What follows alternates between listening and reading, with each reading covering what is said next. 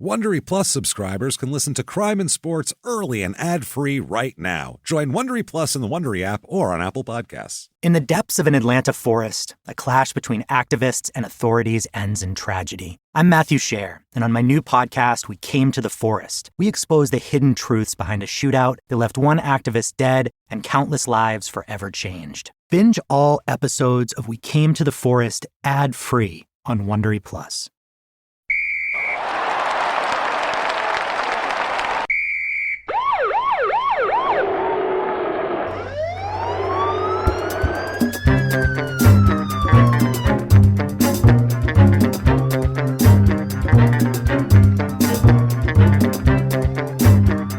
Hello, and welcome to Crime and Sports. Yay! Oh, yay indeed, Jimmy. Yay indeed. My name is James Petrogallo. I'm here with my co-host. I am Jimmy Wissman. Thank you, folks, so much for joining us on another crazy, wild, downhill, jumping out of a plane, brain damage edition of Crime and Sports, and we have all of that for you today. We have a weird story of a guy who, man, everything was going so well. Every once in a while, we have different. Sometimes these kids are like, from the time they're 7, they're pegged as a great athlete. Sometimes it's like Dennis Rodman, where they have to like work in an airport, and then they get like a 7-inch growth spurt when they're 20, and then they're a good athlete. There's all sorts of different paths to it. And sometimes you have a guy who looks like his life is just going great, and then sports completely screws it up. We'll say completely destroys their life, and then you end up with somebody who cannot control their actions at all and are walking around basically a time bomb and attacking, as we'll see, people who definitely don't deserve it. And it's a weird story, everybody. Quickly before Have we had anybody, James, who has a growth spurt in their 30s or 40s? Not yet. But I don't rule it out, honestly. I'm crossing my fingers for that day for me. You never know, Jimmy. It could be 6'2" still. You could get it. It could go there. So quickly, top of the house cleaning business here. Thank you for your reviews. They do help. 5 stars wherever you're listening to this.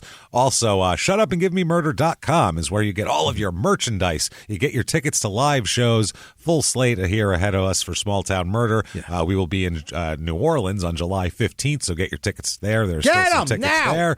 And Crime and Sports, there is one live show left this year with tickets left. The Nashville one is sold out, but in August at Ace of Spades in Sacramento, there are tickets left for that. So pack that up and let's have some fun with that. Right. That's going to be a good time there. Check all that out. Also, Patreon this week is amazing, by the way. Patreon.com/crime and sports. Not only will you get a shout out at the end of the show, because goddamn it, we appreciate you so much. Jimmy will try very hard to figure out how to say your name, but mess it up horribly. But in addition to that, you are going to get lots and lots of bonus episodes, the whole back catalog, and, of course, everything we put out bonus-wise, Crime and Sports and Small Town Murder, and it's good stuff. Right. This week we have for you the best sports movies. Now, we did a thing about sports movies before, but that was just talking about 100 of them and kind of shooting. We were just shooting from the hip there. But this time we're going to make top 5 lists, each of us, in depth, and we are also going to exclude some that we know will be in our top 3, and we know that. We're going to our major leagues, Bad News Bears. We'll talk about those, but they can't be in our list. That's the thing. We'll talk about why they're so great that they can't be in our list. They'll just take them over. So things like that. Then for Small Town Murder, oh my goodness, these are fun.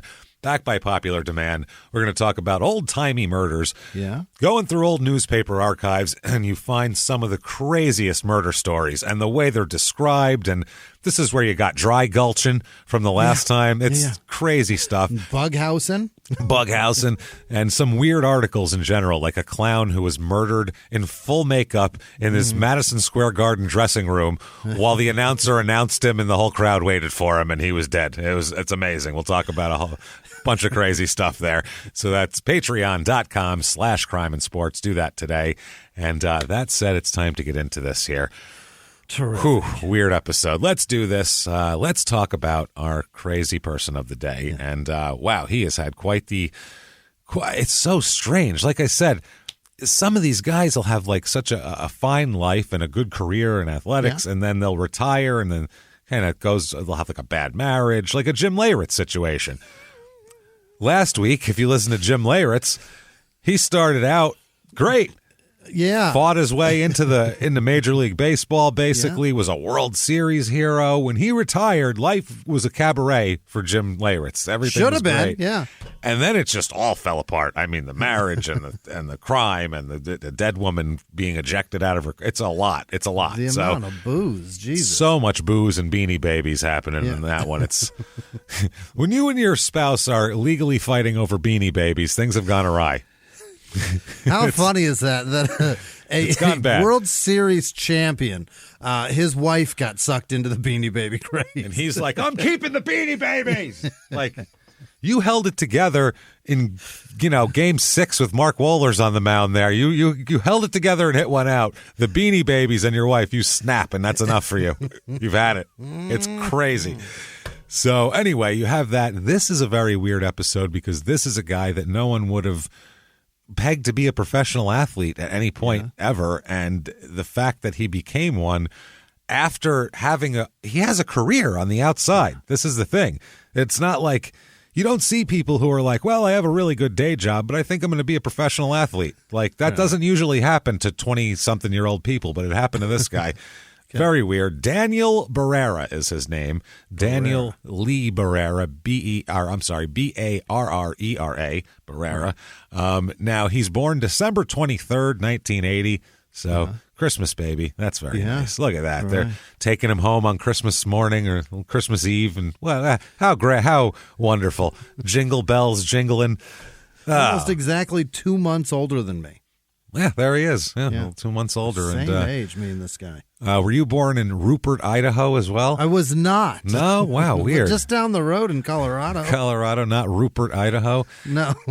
Now, I had to because he's not he wasn't a huge athlete in high school or, like a star that was being looked at by colleges and the papers or anything. I kind of did a little research to see what the hell kind of what he's all about, this kind of a little small town murder thing here. So I'm like, what is Rupert, Idaho? Where does he come from? Oh, yeah. What's it like? It's in south central Idaho, like middle of nowhere. And he grew up on a farm here. So that's number one. He's a farm kid. This area, Boyd Coddington is from here. Who the fuck? Oh, the race car car guy. Yeah, the hot rod Wheels guy, if you know such, anything about that. Yeah, he was a hot rod designer. So that guy's from here, which is interesting. Grew up here, went to he went to a different high school, but he's from here. So this is from rupert-idaho.com. This is boy. That's their website, Rupert-Idaho? Yeah, somebody else named Rupert, Idaho took it. It was probably just like a drag queen named Rupert, Idaho. And they... You know what I'm saying? I want that to be true. That would be, or, somebody in showbiz named Rupert, Idaho, like a singer or something, and they were like, who the fuck is this guy? And it's, some dude who looks like Rick James, and they're like, okay, this isn't. I want it to be a drag queen more because the people of Rupert, Idaho would be appalled. Yeah, that's also, with this area, they might be quite appalled. So let's read from the website and see what they have to say. They would be RuPauled, James. They'd be RuPauled with a double snap and a whole... Glitter drops from the ceiling afterwards. So now this is a quote. The city of Rupert is the county seat of Minidoka County, and its largest city. There's 5,000 people here. This is the county's largest city. 5,000 people in this town. Southern Idaho is very sparsely populated. Yeah, for good reason. There's not a lot there to do or see. It's cold as a motherfucker. It's just farms. And now this, I love what it says here. Rupert is strategically located. Now, number one, that means they put it there on purpose to be strategically. There's a strategy behind it. Yeah, so this was their strategy. Okay. Rupert is strategically located 45 miles from Twin Falls, Idaho, 160 miles from Boise, Idaho, and 180 miles from Salt Lake City. Was that their strategy? What the hell kind of strategy? I don't think they know what strategically means. Did they put people here because they were diseased? Is that the strategy? Keep them away from people? I think they think that's what it sounds like. I think they think strategically means conveniently. Yeah. Like Amber Heard thinks pledge means donate. Like, I think it's the same I think it's the same thing. Like that. I'm using those words synonymously. Well, the rest of us that speak fucking English aren't. None of us are. Okay? We're not using strategically and conveniently or donate and pledge synonymously. You're using them more ironically than what you think. So, that would make more sense than strategically. That'd be like if someone had a map and they were like, all right, now we're 180 miles. Right, I found this once, 180 miles from Salt Lake City, 45 miles from Twin Falls. And people are perking up, really? Now, here's the closer, 160 miles from Boise. Oh, my God, mark it down. I need to live there. So what you're telling me is we're remote. We're remote. Yeah. Those are the closest places with anybody else. And this is the largest city in the county. So the city is easily accessible to Interstate 84, which is only 4.5 miles from city center. I love when a city advertises how easy it is to get out of it. That's always a good sign.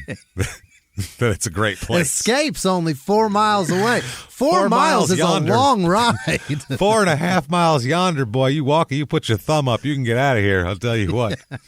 Someone will take you somewhere. They might kill you, but it's probably better than living here.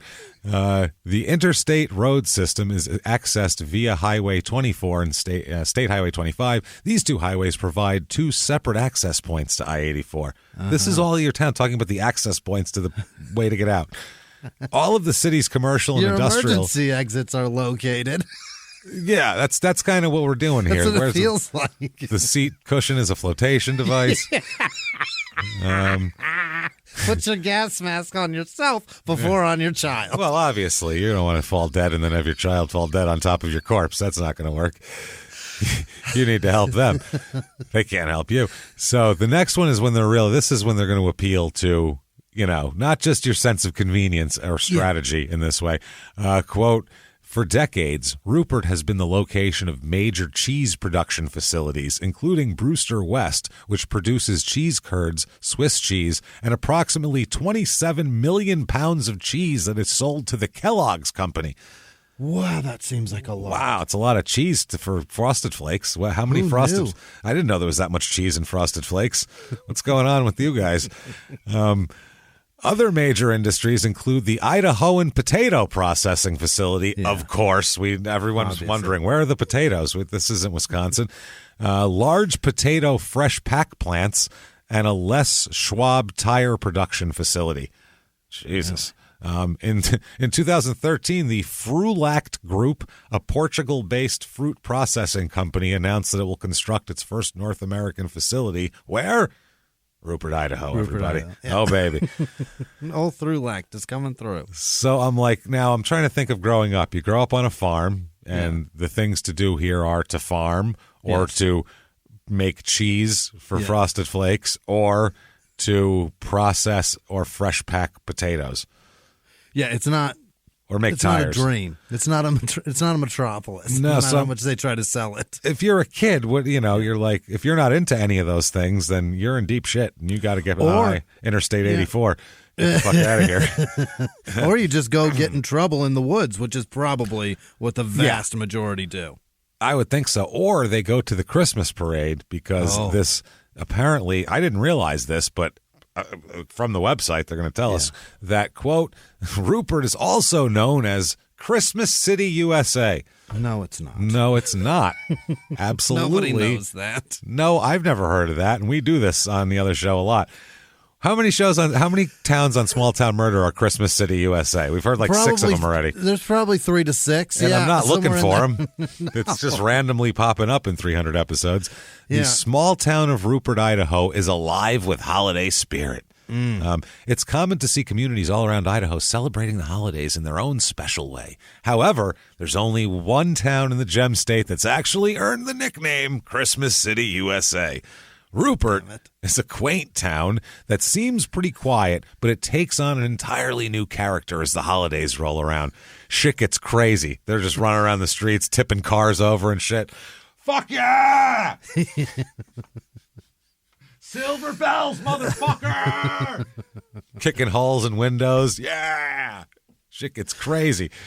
Anything that's aimed at children, like Christmas is, I don't want your whole town embracing being kind to my child. Stay away from my fucking kid. No, just because you're dressed up in some quaint garb. I don't want to see it. Not only does it get all dressed up in lights, but community events and attractions are abundant during this time of year. Check it out. It's true. Christmas City, USA is right here in Idaho! ! The quiet town of Rupert is proving that sometimes it's the smallest towns that boast the loudest holiday spirit. Fuck, I hate it. Want to hate it more, Jimmy? I do. Okay. We're sorry. We know we haven't gotten to the athlete much yet, but this is where he's from, and we don't have a lot on his childhood, so replace the childhood with this part, and it'll all work out the same. It's riveting to me. I love it. Well, in 2021, they gathered, Jimmy, on New Year's Eve, for revelers to gather. This is the third year they gather in the historic town square, and they have a giant party to watch a humongous lighted sugar beet. What? Sugar beet, a giant lighted a beet, I guess. I don't know. Is that it's a sugar beet. Beets different from beets? Probably. I don't know. I don't want to eat either of them. I'll tell you that much. They're probably red. Go on. Probably. A giant lighted sugar beet named Crystal. They've named it.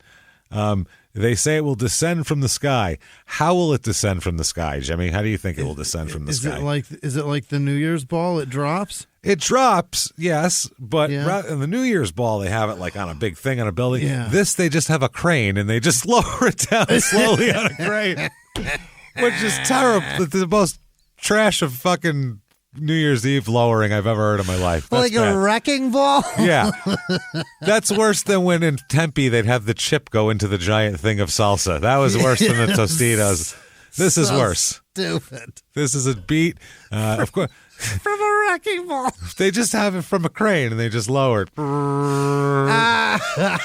Pete, slow it down. Jesus Christ. It's not midnight yet. That thing's 3 feet from the fucking ground. Where you gotta be, Pete? People are kissing already, for Christ's sake. Come on. Back it up. Then why do they lower it? It's for Christmas? For New Year's Eve. That's New Year's Eve. That's their ball dropping. Lower a sugar beet. That's their ball dropping. It's the lowering of the sugar beet. The events also includes live music, food, fireworks, and a beer garden, because you got to be shit-faced to think this is fun, to have anything to do with this sugar beet thing. Wow. Crystal, meaning the beet here, will be which has become a Rupert year-end icon, is 28 feet tall, including the leaves, and 12 feet in diameter. It's a fucking enormous fake sugar beet. It's not real, right? It's fake? No, it's fake. It just sits out there rotting for the rest of the year, and then they lacquered it up once, and they're like, that should hold a couple of years, right? It'll rot from the inside, but the lacquer will hold it, the structural integrity together. Hold it all together. It'll hold it all together now. 27 feet? 28 feet by 12 feet. Or 12 feet in diameter, it is. 28 feet tall. Rick Hall with Barkley Cranes supplies the crane to lift the beet into the sky. It's just a guy on a crane. Then one of the party coordinators said, quote, "We couldn't do it without him." Well, no. Who the fuck is who's going to hoist a 28-foot by 12-foot beet into the air without the crane guy? And have it drop at a reasonable pace. Correctly, right? He's got to practice that. Todd's catapults wanted to do it, but we figured that was a bad idea. It's a little reckless. It's an unpredictable countdown. It could be a long time. See if it goes far enough. Can I eat some more? Shit. Shit. Everybody kiss now. Oh, the queen, and it's me. Come on, goddammit, sing the song. Shit. Lousy sons of bitches. Well, back to making potato stuff. All right. Todd, your coordinates were off on your catapult. Jesus you ruined the mayor's house. All the way to Twin Falls, Idaho, which is 60 miles due east. I don't know where the fuck it is, but I'm just... So, couldn't do it without him. At midnight, the beet will drop until it touches the ground, and fireworks will begin to explode. they said. Rupert, which has the state designation of Christmas City, it's Christmas City, Idaho is what it is, has its Central Park decorated for the holidays where people can gather. The guy who organized it all said, people need to come with their smiles on. We're really lucky to have Rupert as our home. Oh, my God. I think I would off myself in about 6 weeks, maybe I could last here. This is where Barrera grew up. This is where he grew up. To put up with this shit. Which is it's a strange thing. Apparently, I assume his family became, at some point his family became ultra religious. And I'm going to assume it's at the point when he's 2 years old, because that's when he is baptized like a born again Christian at 2. Okay. Because he's Christian. It's not Mormon. No, Christian. No, devout, born-again Christian type deal. Because you got to be born again by 2. You've had 3 divorces. You've had a couple of failed businesses. You fucked all those prostitutes, did a lot of gross things to them. Maybe killed a couple of them. You got to, at some point you need to come clean here and start over and get right with Christ. You know what I mean? Pretty sure that kid's quite pure, you guys. Yeah. So this you'll see over his career. He's got an obsessive religious thing about him. Really? Even later on when he's on television, most of it is all sorts of weird. I'm talking like hyper, not just like, well, I'm just praying the fight goes well. None of that shit. This isn't one of those. This is everything. Everything has a God component to it. Really? It's all they talk about, him and his wife. It's fucking weird. So you'll see that later on. He goes to Minico or however the hell you say it, Minico high school here. He's on the wrestling team in high school. Okay. So he's a high school wrestler. He'll fight later on at 170 pounds. So, I mean, he's not a big guy. You don't see him and go, oh, man, this guy's a real athlete. He's just a good high school wrestler, decent high school wrestler. They made it to the state championships in 1999. Great. Which that's his senior year. There, so I mean, not bad at all. Also going to his school is Bill. I don't know how you say it. Fagerbach, is that how his last name is spelled? Isn't that Dauber on Coach?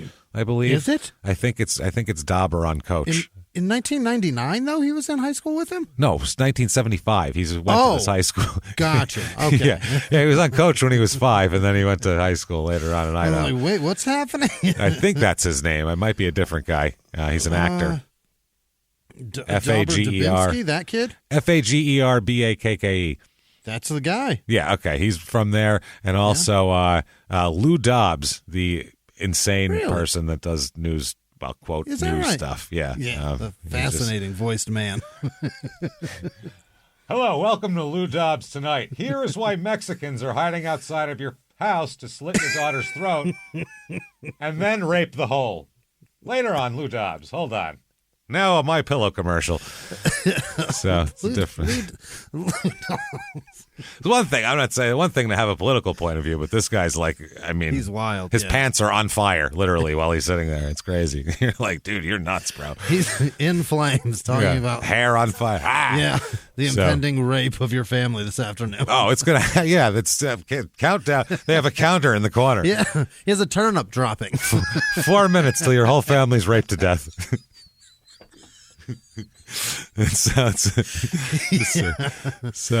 Anyway, in high school here, as a junior, he moved up to 171 pounds. So, I mean, he stays the same weight from junior in high school till he's an adult here later on. And as a senior, they made the state tournament. His coach said he remembered Daniel only losing one single match in the state tournament and finished third. So. Wow. He did well. His coach said, quote, his senior year, he was just tough. He really blossomed, won 3 or 4 big tournaments that year, and turned into a team leader. Yeah. So he's good. He's a good wrestler, but I mean, he's a 170-pound high school wrestler. It's not like there's there might be colleges that look at him, I'm sure, but there's not like any big. There's ESPN isn't waiting for him to sign a letter of intent. so they can broadcast it quickly. And is he going pro now, or is he? Will he spend 1 year at Kentucky? Which one's going to happen? And wrestling's a fascinating scoring system. If you can only lose one match and come in third, what? How does that happen? I don't know. Judging, I'm not sure how it works. I mean, the second place guy at least has to lose once to the guy that won, right? I would hope so. Otherwise, it's really unfair. If the second place guy didn't lose at all, he's getting fucked hard. Yeah. How'd I lose? I didn't even I don't lose. understand. This is crazy. I won and I still lost? That's crazy. Yeah, it's weird as shit. This is stupid. So after high school here, he's a stand-up guy. He decides he is going to go into the Air Force. Okay. So he signs up, and he'll spend 6 years in the Air Force.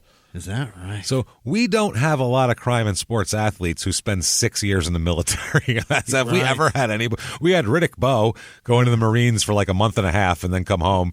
And that was after everything. That was after everything. And we've had a couple of guys do like a short. We've never had anybody in the military for 6 years before they're even an athlete. We've had them kicked out of the military, I think, too. Yeah. I'm sure if we did like a 40s guy, we'd have a guy who like went in for World War II and came back out, and we could maybe do that. But we never had a guy do it and then have a career afterwards. It's 6 years in 2000. Yeah, he went in 2000. He served as a firefighter for most of that time in the Air Force. So he's definitely got a looking for action streak to him. Yeah, there's also like between wrestling and firefighting, there's a machismo to him. Mm-hmm. He's certainly got an ego and air of masculinity. He walks with his chin held up high. Yeah. He's one of those guys. Yeah. He walks, and he does that because he's got a great jawline. Yeah. Chin up. You know what I mean? One of those kind of guys. And he's very confident. He is. And during this time as a firefighter in the Air Force, he went, well, I'm in the military, Mm-hmm. And, 9/11 just happened. Right. At any point, I could be in a combat situation. This is always a thing. But I'm a firefighter doing this. So I could be like putting out, crazy fires. Some plane catches on fire. I got fuel fires. I got to deal with it. All this type of shit. This isn't dangerous enough, though. What I also would like to do is have other guys who are just about my size punch me in the face a lot. Can I add that to my routine of things? I think that'll. While in the Air Force? While in the Air Force, he's boxing. He's on the boxing team or whatever. I don't know. There's a lot of guys boxed in the military, and that's how they started. So he boxes, and he goes 15-3 in the Air Force boxing. Wow.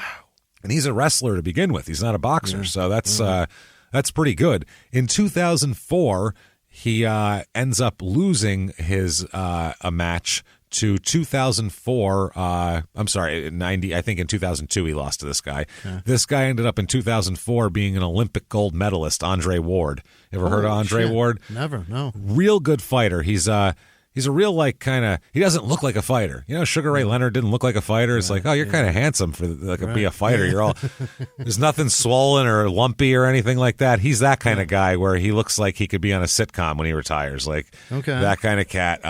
He ended up going 32-0 in his professional career.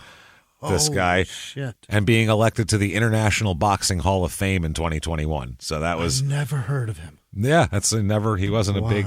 The weight class here, that middleweight, isn't a big draw, really. It Poor never bastard. was. To fight like that. It was in the 80s, but it wasn't now. It was to fight like that and have that kind of a career and have nowhere near the amount of money that Floyd Mayweather has sucks. Shit, no. And no, fuck no. That sucks. And your last name's Ward, and there's also Mickey Ward later, so that kind of overshadowed him because he was just a crazy fighter, so you got a little more, he had more publicity, but this guy's just a great fighter, Andre Ward. So he ended up being transferred to Fort Knox, Barrera was, in Kentucky, and they had no boxing gym there when he got transferred there. So he's like, fuck, I don't have a boxing gym. Use it to store the gold. Yeah, so he didn't know what to do with himself, obviously. He can't just punch the gold. That's not a gym. Just let me in and punch the bars, man. I'll just punch him. I'll punch him hard. I ain't going to hurt him, I swear. I won't steal none of them. So make him into watches. Watch me. Remember how Rocky went into the meat thing? Remember that? And he went into the cold storage with the meat, and he was just punching meat. Let me go through and just I'll run through and just punch gold bars and shit, and like, you know what I'm saying? Like, watch me rock the body. put me in the Scrooge McDuck room and just let me, I'll just go off and punch a bunch of things, and like someone can film it. And if you put music behind it, it's going to be pretty cool.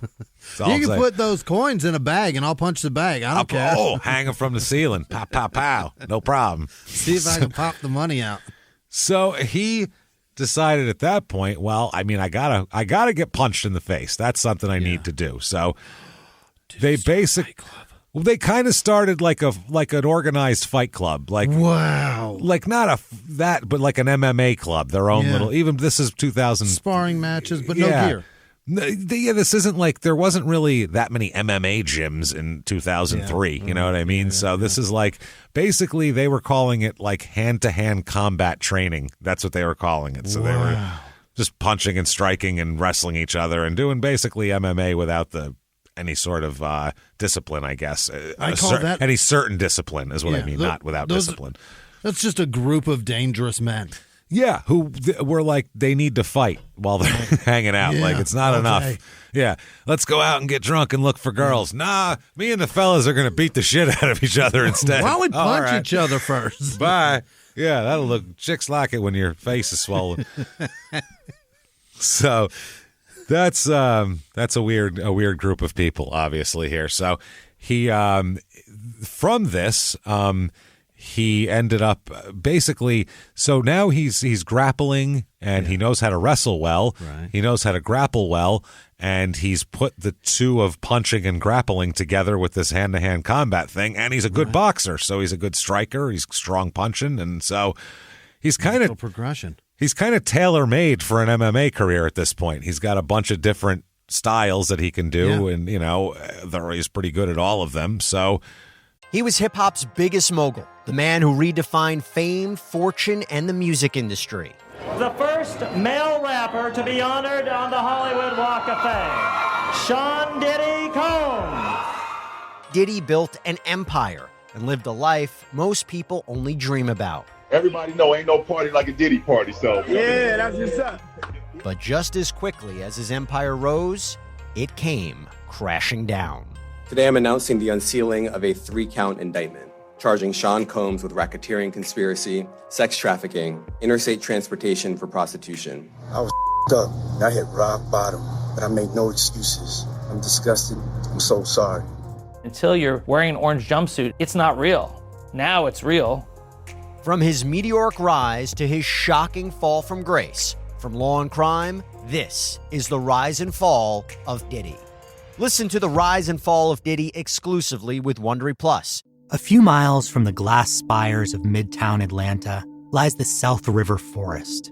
In 2021 and 2022, the woods became a home to activists from all over the country who gathered to stop the nearby construction of a massive new police training facility, nicknamed Cop City. At approximately 9 o'clock this morning, as law enforcement was moving through various sectors of the property, an individual, without warning, shot a Georgia State Patrol trooper.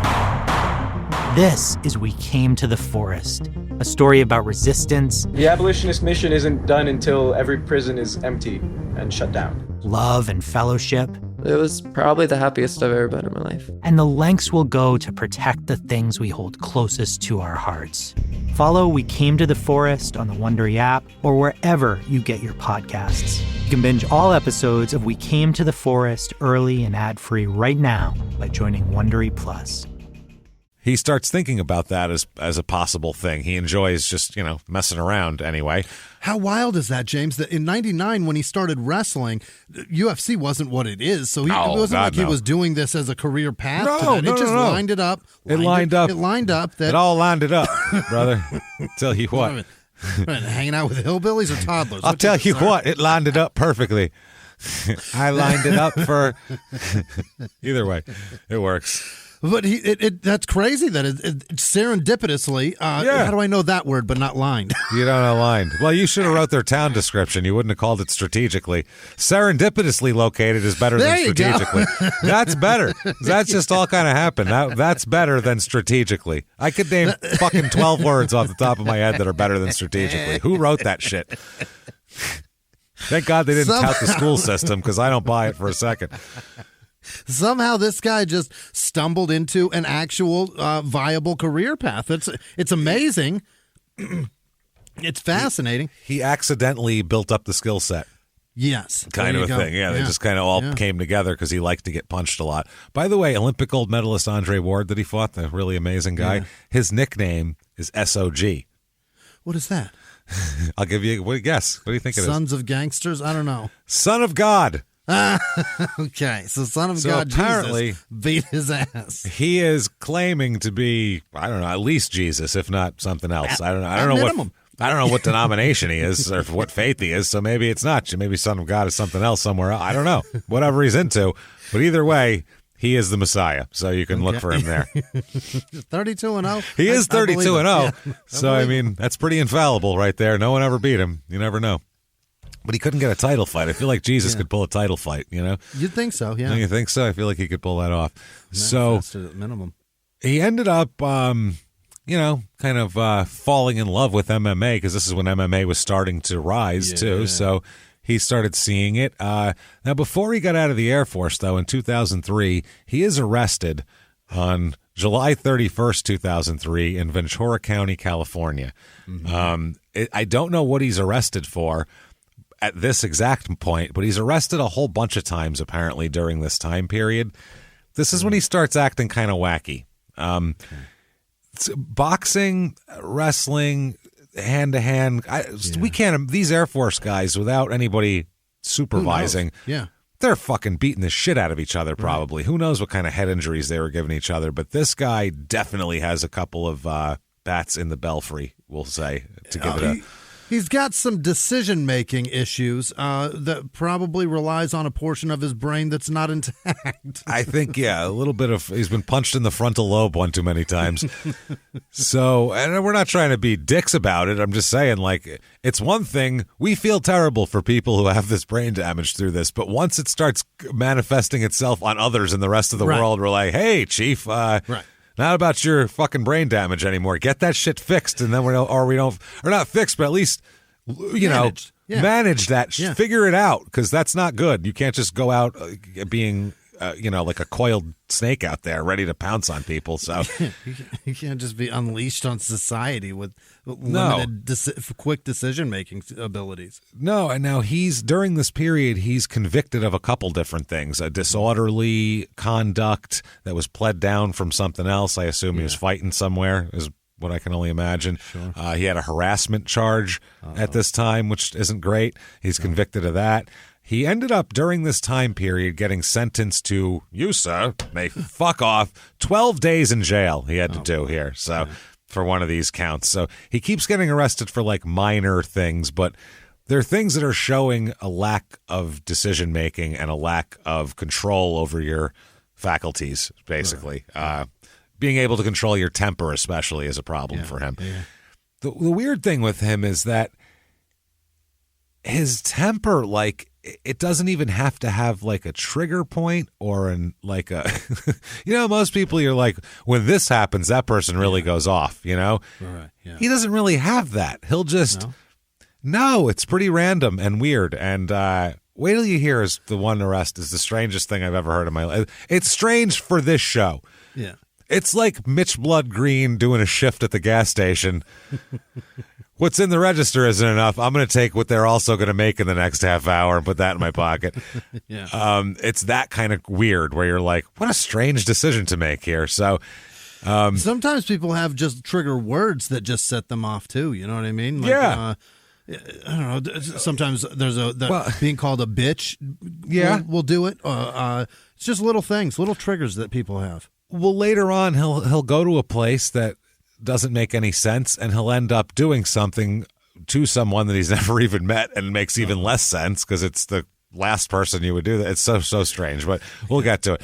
He does a tour of Pakistan in the Air Force, so that's part of his tours in Pakistan. So he spends a lot of time over there. This is during the height of the Afghanistan war as well, so we had a lot of people over in that area. He does get an honorable discharge in 2005.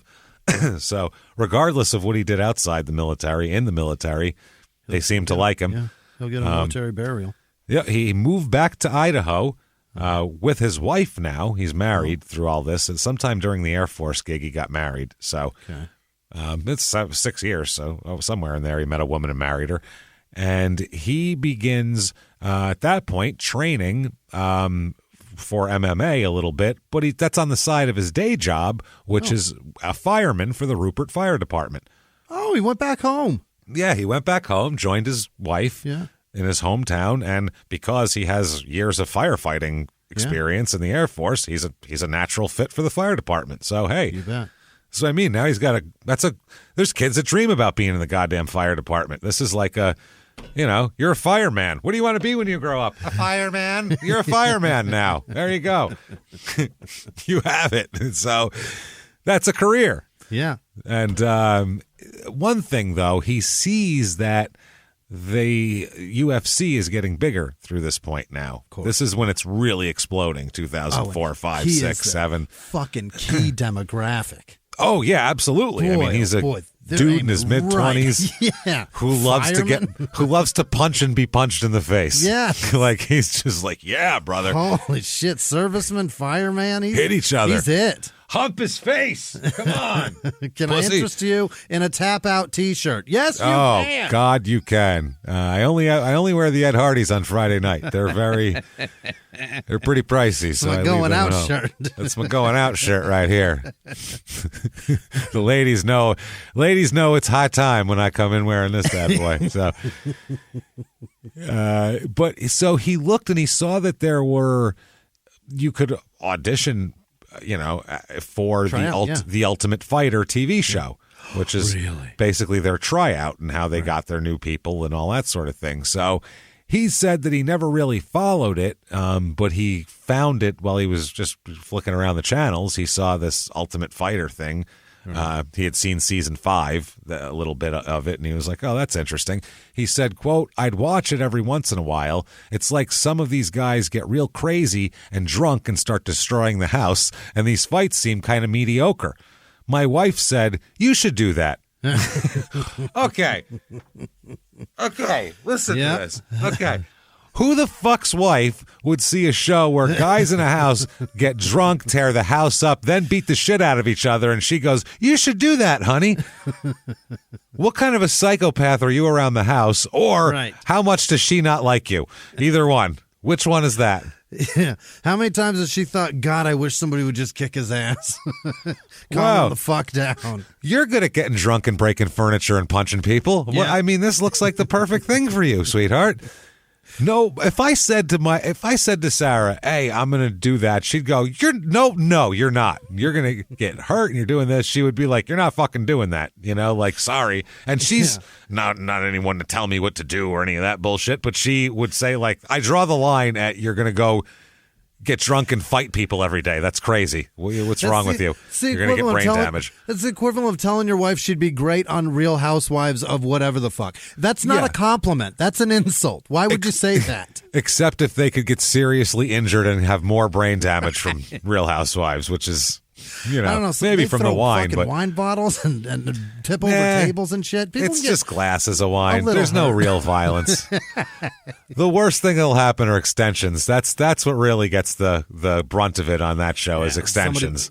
Somebody might lose an eyelash or something. No one's getting really hurt. There's not usually blood drawn or anything. It's just yelling. It's still not a compliment to say you belong on that show. But to say you belong on this show is like, wow, those people are acting like wild animals. Honey, you'd be perfect for this. Exactly. What? That's Thanks. my point. Thanks, sweetheart. Appreciate it. Yeah. So, my wife said, you should do that. I laughed it off, and then here it comes. But now God's given me the opportunity. Oh, Jesus.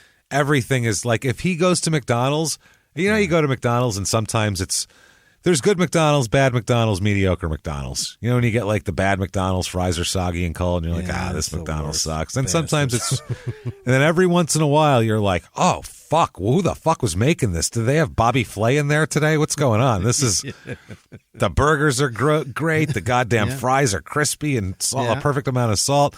It's, that's that sort of thing. He'd say, God had something to do with this McDonald's today. Like, he would credit God with the McDonald's, not just a guy actually gave a shit about his job in there. You know what I'm saying? He'd be like, I'm positive that this is God saw me in the drive-thru and blessed me. He knows my truck. So it wasn't this kid in there got distracted with the McFlurries, and these fries are now disgusting. Yeah, that's exactly right. So anyway, he has to choose careers. Yeah, you can't do both because if there's a fire, right, and you're on television, you can't put the fire you're out. Fighting Chael Sonnen. What are you going to do? Yeah, and most fires have a like a shelf life on them. They can't call you and then you come in there. And he has to.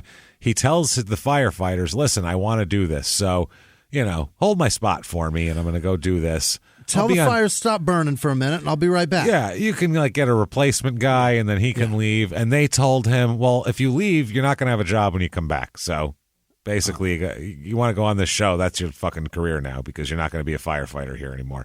We're going to hire somebody else to fill in, and then we're not going to fire him because you're ready. What is that about? So he was like, shit. He said that, well, I guess he's going to be a fighter, but he has goals beyond fighting. He's talking about at this point he's working on a degree in criminology. Okay. And one day hopes to, this is just a quote, open a ranch for underprivileged children. What? For what? Them to just live on and wander? They're not livestock. He's just going to corral them? Underprivileged children ranch? Just to hang out and get at the farm for a day, like one of those, like a day in the country type things, or we're gonna milk them to do farm labor. I'll adopt them and then they can sleep in the barns and get what is he talking about? Hey, you sleeping on that park bench? Would you rather keep doing that, or I got a lovely farm? I got a shitload of work for you to do. Will there be money? No. Oh, no, not at all. But it will be a nice pendant area, and people come look at you. There's a They'll corral. come look at you. It's a corral. Ever eat from a trough? It's really fun. It's really fun. We'll don't tie care. your hands behind your back and have you bobbing for gruel. Yeah. Adults are always telling you to, stop making such a mess. Stick your face right in there. We don't mind. It's a good time. Play with your food. Yeah, throw it at your friend. We don't give a shit. Just share with the pigs because they'll want some too. Would you like a bale of hay to sleep on? Would you like a bale of hay? So this season, the Ultimate Fighter Season 6, the participants are, and now I don't know much about MMA outside of the people that we do, so I'm going to read these people off, and maybe you know who they are. I know some stars. So what year was this? 2007. This is the Ultimate Fighter Season 6. Matt Arroyo, him, Daniel Barrera, Blake Bowman, Mac Danzig. No. Jesus, is that Glenn's brother? Probably. Paul Georgieff, I don't know. No. Richie Hightower, John Kolowski, War Machine, is that? We know him. Yeah, we know all about do. War Machine and his we read his jail notes. They were wild. This kid he fought against War Machine on this show? Or he was didn't, on the same team? but he was on the same, he was just in the same, on the same season. He fought the same guy twice on the show, we'll put it that way. Who else? Troy Mandelanis, Billy Miles, Roman Michigan, Dorian Price, Jared Rollins, Ben Sanders, Joe Scarola, George Siratopoulos, or Satiropoulos, something Greek, and Tommy Spear. Those are the teams now. This is a shitty season. So do any of these people end up being, besides War Machine? I mean, we know what happened with him. I don't think more than two of them really fought much, and if they did, they weren't a big deal. War Machine wasn't that big of a deal until he got into the the news. He just had a nickname that people thought was fucking cool. Like he was all nickname. He's one of those guys that's and he changed it legally, right? So it's I believe his name is now. War Machine now. Yeah. Jesus. Which is hilarious. So he pulled an Ultimate Warrior who changed his name to Warrior. Did you know that? No. All the wrestling people know that, but if you didn't know that, the wrestler, the Ultimate Warrior, if you remember him from back in the day, he didn't want Vince McMahon to be able to say that he couldn't call himself Warrior because he had a whole comic book thing and Warrior gyms and all this type of shit. Right. So he changed his name legally to Warrior. So he could do whatever he wanted with the word warrior. So he is the warrior, and his wife was Mrs. Warrior. Her name was now like whatever it was, Warrior, Paula Warrior. Like it was the weird Linda Warrior. It was just the weirdest shit. So he did that. Jessica Warrior out there. Yeah, you know her. Charlene Warrior, the Warrior family. You're probably closer with the name.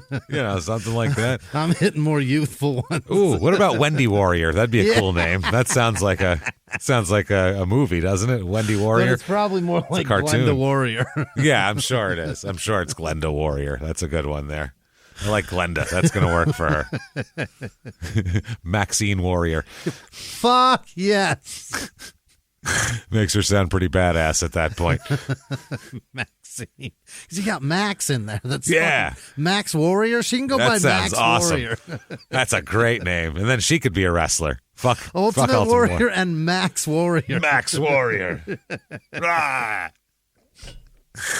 Oh, man. So he makes the team. He's on the Ultimate Fighter 6. Yeah. So he went from high school wrestling, went through the service, which he enjoyed, firefighting, doing his thing, worked his way through. Now he's on television. The opportunity is before him. It really is. It's like there's a pair of hands just handing it. Here you go. It's all right here for you to take. Grace. This is Grace right here, obviously. Getting on TV is Grace. That's Grace. Oh, yeah. He apparently had a hand injury during the training sessions as they were getting ready. He's got a nagging hand injury through this whole thing, to where if he lands a good shot with his hand, then it hurts him. Then he's fucked up for the next couple of rounds. You can't really do anything about that. Well, I guess a lot of guys got injured here. He said, quote, this is Barrera, our practices were basically just gut checks every day. I can't compare it to anything else I've ever done in my life. And he's a military guy. If you missed practice, everybody showed up early, everybody stayed, and they all took their lickings, man. They didn't show a lot of it, but they were pretty tough. They were pretty tough rundown practices. So the training, that means, I don't know what the fuck that means, but this guy, where do you hear what he screams in court at judges? It's wild. This guy has his own way of talking, his own syntax, he's crazy. Batshit would be the best way to put it. So here is a thing. I found this page. It's like a blog page that talks about the Ultimate Warrior. God damn it. Talks about the Ultimate Warrior. It's an Ultimate Warrior for tribute page where they're like, remember that one match against Ravishing Rick Rude? This one talks about the Ultimate Fighter TV show. Yeah. And basically they make a transcript of every show basically on here. So, and then with little commentary of their own in between stuff. So it's fucking interesting here. Oh, and boy. There's I had to read all this. There's a poor bastard who has to do that. Oh, wait till you hear how they describe a fight. I'm like, man, you'd have to keep pausing it and going back. It would be excruciating to do this. Yeah. So here's a comment, by the way, from one of these threads that somebody put. Quote, talking to you. Someone said, do you remember Daniel Barrera? Does anybody remember him? And this guy said, quote, he was that guy on TUF6 that always talked about his wife, 2 horses, and his dog, because he has 2 horses and a dog that he repeatedly talks about. He had a direct connection to God that woke him up every day so he could get his early training in. He said that God would just wake him up in the morning because it was time to train. And God knew that. And, God, he's like a personal assistant sometimes. He comes in, he wakes you up, and he's like, Daniel, wake up. Daniel, it's time. I made eggs, Daniel. So they're there for you if you want some. There's eggs. And, the toaster is out, so you can use it if you'd like. So there's eggs. And I got a feeling that somebody else set an alarm clock in the house, and he'd just wake up to that. He's on television also, so he's got to get up. But no, you better be up. He said so he could get his early training in. This guy went on to say, didn't spar lightly, was always shadowboxing something. This is what he was known for. Other guys would be talking or doing stuff, and they'd cut to him, and he'd just be like in his underwear in the kitchen shadowboxing. Just a cabinet, just like, what's up, fucking blender? I'll get you. You'll never catch me, food processor. Watch out, slap chop. Yeah, I'm coming for you. So he said it was always shadowboxing something. They showed him shadowboxing in the gym, in the van home, In the van home? What? In the maybe he lives in a van. I don't know. Yeah. In the kitchen, in the bathroom with his shorts down and dick out. In the pool. Yeah, he'd be like pissing and he'd still be shadow boxing with his dick hanging out, apparently. In the pool, in the doctor's office, against a brick wall, and even punching a fucking dumpster. Wow. So while everyone else is doing something, he's in the back hitting things. He's just like a crazy person. Remember the Kenny vs. Spenny episode where the guy's just doing push-ups? Did you see that one? Yeah. That's what it's like. Like, they talk to him, and they're like, hey, Daniel, remember that time? And he's, like, hitting a dumpster, and they're like, okay, he's not listening. Never mind. He seems like if there's ever a video of, like, a spoof of this shit, he's the guy making it silly and stupid. Yeah, he's the guy. If there was, like, like 5 people doing a parody of this, they'd be like, all right, you stand in the back and just punch shit and ignore everything we say. Punch everything. And just ignore shit that we say. Seriously, if I'm holding the sandwich, come up, punch it out of my hand, but don't even don't talk to me, just punch the sandwich, then move on to like punching like a couch cushion. Just, that's your job. Now I want to do that. I really want to make that. So again, it's like punching the buttons on the blender, punching. Yeah, punching gets on an elevator. He's like, pow, and 5 floors light up. What are you doing? We're only going to the 8th floor, you fucking moron. And then he just turns around and shadow boxes the corner of the elevator. Yeah, just pow, pow, pow, pow. Come on. That's right. It's off. Going up. It's so, what a weird guy. So June 26, 2007 is his first fight here. It's an exhibition. This doesn't count on either of their records. It's an exhibition against Ben Saunders or Sanders, whatever he is. So he wakes up at 4:15 every morning without an alarm because God wakes him up at 4:15. Or somebody else has one set for 4:15. Possibly, but he's going to credit God with this one. And this is to do his running. He just thinks that it's great. He says, quote, this is what he says, quote, my wife says, you're crazy. People aren't like you. You need medication. Now, that sounds like a serious talk. Yeah, that could be taken a couple of ways. If she said, you're crazy. People aren't like you. That's cute. Right. Once someone adds, you need medication. Yeah, that's the part that makes it different. That makes it, now it's a talk. It's not just joking around. Hey, yeah, that dude's crazy. If you're talking about one of your friends, you're like, yeah, that guy's fucking crazy, man. This one time he was pissing off a thing and blah, blah, blah. Then if you go, that guy's crazy, man. He needs medication. You're like, oh, really? What's wrong? If he turns into it's not as fun. No. Yeah, once encouragement. It's a conversation. Once he needs medication, if he's peeing off things, it's sad. Oh, he needs medication? Poor God. Jesus Christ. He's going to pee on me, maybe. I don't know. So, you need medication, which is a serious talk. To which he responds, I don't know, maybe I'll go see somebody. I say, quote, honey, this is the way God made me. I don't think I need medication.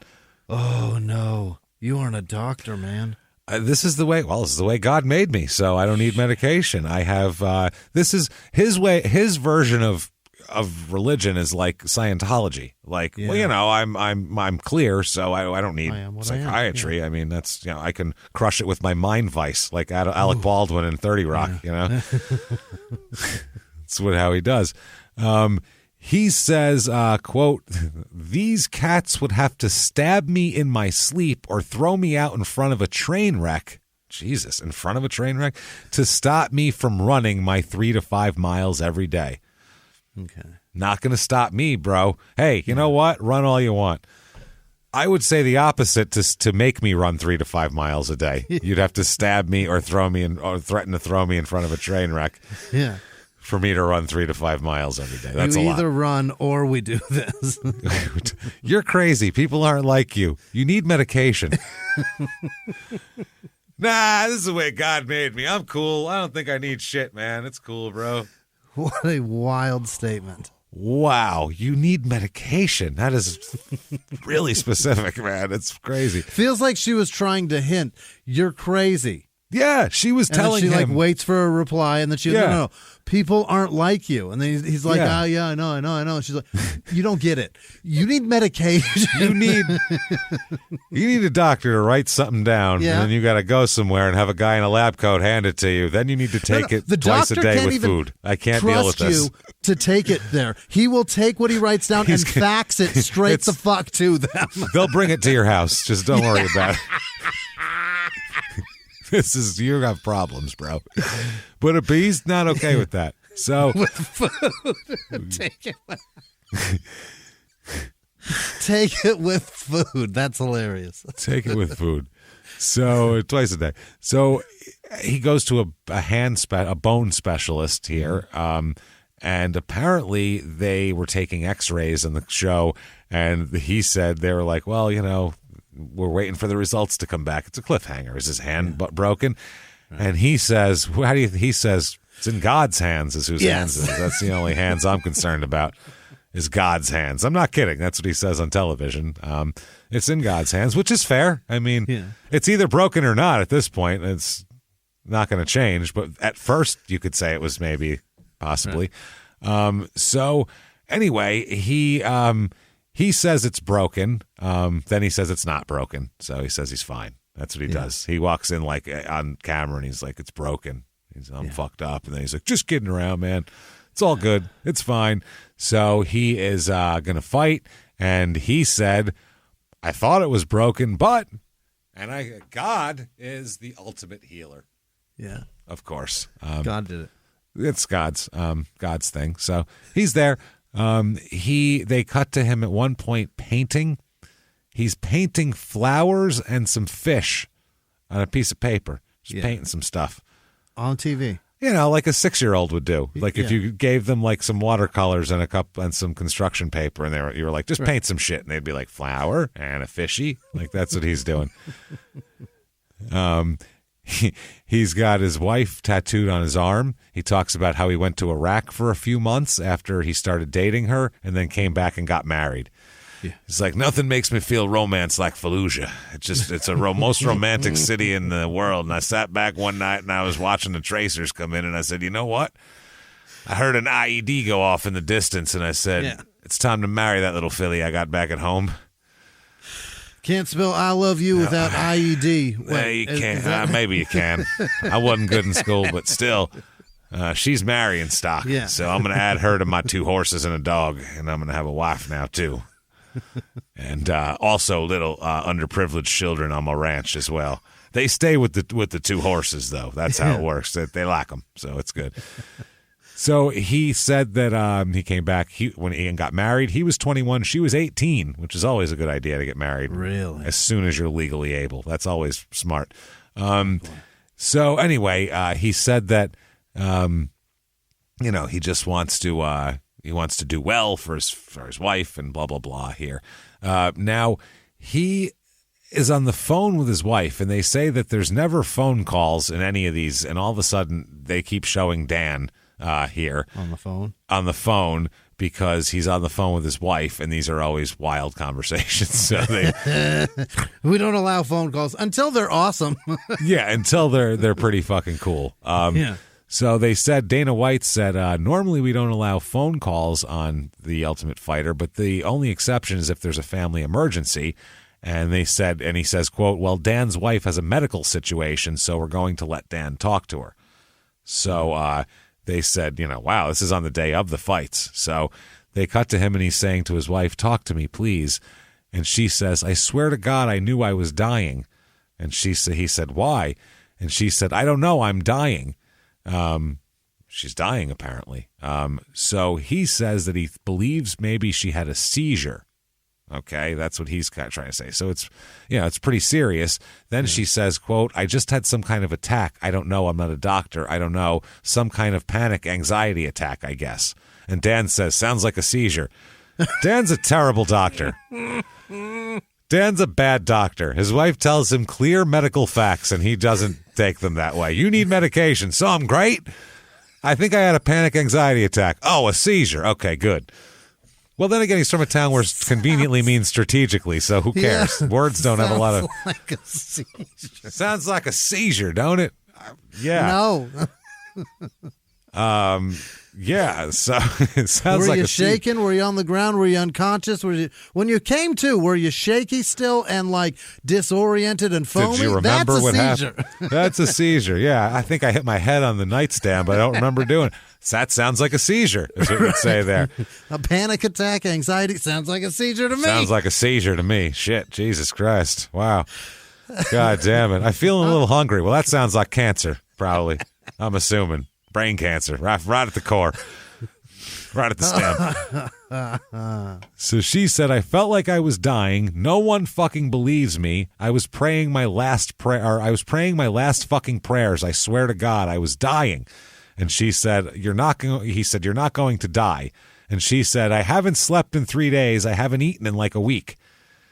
There's your problem. This sounds like you're having I'm not a doctor, obviously, but just based on, being a human being, this sounds like you're having like a severe anxiety attack that's going on, or panic attack, depending on whether it's about something or out of the blue, that's going on for an extended period of time. That's causing you to have trouble sleeping and eating. It sounds like you might need something, medical care for this, because this is you can't live like that. Also, did you start not eating because of this, or did you I think not so. eat and then this happened? Because perhaps your body is shutting down because you have no fucking nutrition in it. Or sleep. You have not replenished your arsenal at all here. There's nothing. The whole on empty, love. Yeah. The communal holy water pool is empty, man. It's dry. There's nothing left in the old tank here. You are on fumes, dear. No shit. I like how, by the way, they're super religious, and she's like, I was praying my last fucking prayers, I swear to God. What the fuck, God? I'm saying all these fucking prayers, and you're not saying jack shit about it. My God likes to curse. My God encourages it. He encourages it. He says, you know what? Let fly. He says it gets the words up there faster if you say some colorful ones. Yeah, it gets past the guards quite faster. They don't like to hear it. Behind the closed doors of government offices and military compounds, there are hidden stories and buried secrets from the darkest corners of history. From covert experiments pushing the boundaries of science to operations so secretive they were barely whispered about. Each week, on Redacted, Declassified Mysteries, we pull back the curtain on these hidden histories. 100% true and verifiable stories that expose the shadowy underbelly of power. Consider Operation Paperclip, where former Nazi scientists were brought to America after World War II, not as prisoners, but as assets to advance U.S. intelligence during the Cold War. These aren't just old conspiracy theories. They're thoroughly investigated accounts that reveal the uncomfortable truths still shaping our world today. The stories are real. The secrets are shocking. Follow Redacted, Declassified Mysteries on the Wondery app or wherever you get your podcasts. You can listen to Redacted early and ad-free right now on Wondery Plus. In the 1980s, a rosé swept the country. Hey, Mike, I really like this White Zinfandel. Well, good. Now put it down. We're going to try another one. White Zin became America's top-selling wine. But most don't know that this sweet drink has a sour history. What began in 1986 with counterfeit bottles. A big fraud, a multi-million-dollar fraud. Sent investigators chasing one of the most powerful families in the business, the Licciardis. But the closer the feds got to them, the more dangerous things became. It's a story of deceit. At the time, I was paranoid. Threats. You touch my kids, I will kill you. And murder. With a .22 caliber bullet to the head. What started with a scheme to mislabel wine spilled into a blood-soaked battle for succession. Welcome to Bloodvines. You can binge listen to Bloodvines exclusively and ad-free on Wondery Plus. Join Wondery Plus in the Wondery app, Apple Podcasts, or Spotify. So he says you're not going to die. I haven't slept in a few days. She says I'm fucking delirious. Okay, if you're delirious and you don't know what's going on, does anyone know what English words mean in this town? I swear to God, you come to Rupert and your vocabulary just disappears. It falls away. Yeah. You have you just start using other words and plugging them right in and no one cares. I don't know what's wrong with my brain, she says. So there's something wrong up there. Yeah. He says, would you please eat something? Which is fair. Yeah. Start with that. Maybe you'll start to feel better. Like some cottage cheese, something, I guess, light and maybe healthy. or some Cheetos, he says, which are two very different things. Cottage cheese or Cheetos? On an empty stomach that's been empty for several days. I'd go with the Both Cheetos. of those are terrible choices. Yeah, I'd go with the Cheetos to soak up any acids that might be in there. Probably. That's going to create some, too. Are we talking puffy Cheetos or the hard Or ones? the crunchies? That's Are we the talking thing. hot Cheetos? Are we talking Well, Takis? that's going to be the hot Cheetos is a whole other thing. You can't be eating hot Cheetos when you haven't slept for that long. I feel like a hot Cheeto thing would be a disaster for you. But UFC fighters, is there any other Cheeto than a hot Cheeto? Probably not. It comes with like whatever Mountain Dew comes in that blue can. Yeah. I don't know which one that is, but comes in like a real hot blue can. And you're like, wow, that looks like it'll just make your insides go to liquid. I don't like that. What you got to do is butt chug one of those Mountain Dews. You got to beer bong a Monster, and then you got to throw those Cheetos right the fuck down. It's Cheetos in the face, Dew in the butt, and you get a double-sided. They meet in your stomach in the middle, and boy, I'll tell you something. It's something. It feels good. Snort a shot of Monster. You're going to be all right. You can be all right. Did you snort Monster? No? Try it. Jesus Christ. So I don't think I would eat cottage cheese or Cheetos at this point. Maybe toast. Let's start with toast. Let's start with toast and Piece of an fruit. IV. Yeah, piece of fruit maybe. Some Gatorade. You've been drinking. Get some Gatorade. Yeah, get you a liquid IV. Get you some actual nutrients in your bloodstream. Well, Jesus fuck, lady, you're wasting away. You can say that, but she says, I'm fucking delirious. I don't know what's wrong with my brain. He says, would you please eat something like cottage cheese or some Cheetos? She says, everything is falling apart. That's her response to that, to which she then says, everything is going crazy, honey. Then here comes the quote. It's like the devil's doing all this while you're gone on purpose. That damn devil. Yeah, making me hungry. All sneaky. Making me feel all wackadoo in the brain just because you left. No, this isn't the devil. You're having maybe a panic attack, some sort of anxiety attack that you need some help for, and there's nothing embarrassing about that. But when you blame it on the devil, then it gets embarrassing at that point. Here's another quick side note. Shame on Dana White for taking advantage of this and not getting that woman help. Like right away. There's something going on here. And the two of these, they need to be looked after together probably. For sure. So the guy on this blog, by the way, is like, is this staged because she's ultra religious? They're both ultra religious, so maybe they could get some sort of weird conversation out of them, but who the fuck knows? Anyway, he tries to get her to pray on the phone. He's like, pray with me. Pray with me. And she doesn't want to pray right now because she's having other issues. So she starts crying while he prays on the phone. He's like, instead of comforting you, I'm going to do this. So we'll do that. Then he said he sent his sister to stay with her until he gets back in there. Okay. So now he's got to go fight. Yeah. Imagine all this. You don't want your wife to be sad on a fight. You want to get in a fight with your wife here and be furious about it. Yeah. You know what I mean? There's very little you can do constructively after that phone call. No, you got to go fuck and then worry about shit and like want to help, and now you got to go beat a guy up. That doesn't seem fun at all. So either way, he's fighting this Ben Sanders guy. Killa B, Ben Sanders, he goes by. He in his MMA career, 23-13-2 total. Pretty decent. So this is when he's first starting out. Now, I'm going to read you some of, not all of, but some of this poor bastard who had to do this blog, and I'll put what the blog is in there. But he had to go through, imagine the pausing he had to do just constantly. Quote, this is, they start out, they come in, quote, they clinch. Clinch is broken. Knee to the body by Ben. Head kick by Ben. They trade a few punches. Exchange leg kicks. Ben misses a looping head kick. Dan lands a punch on Ben's head.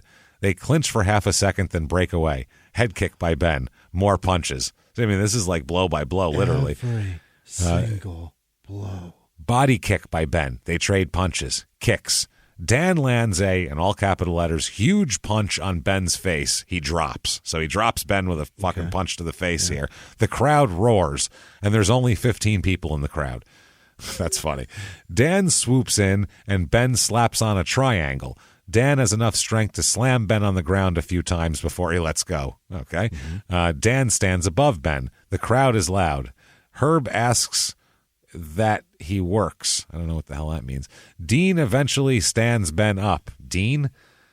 Yeah, Herb Dean. Herb Dean. He's the big black guy with the dreads. He's rad.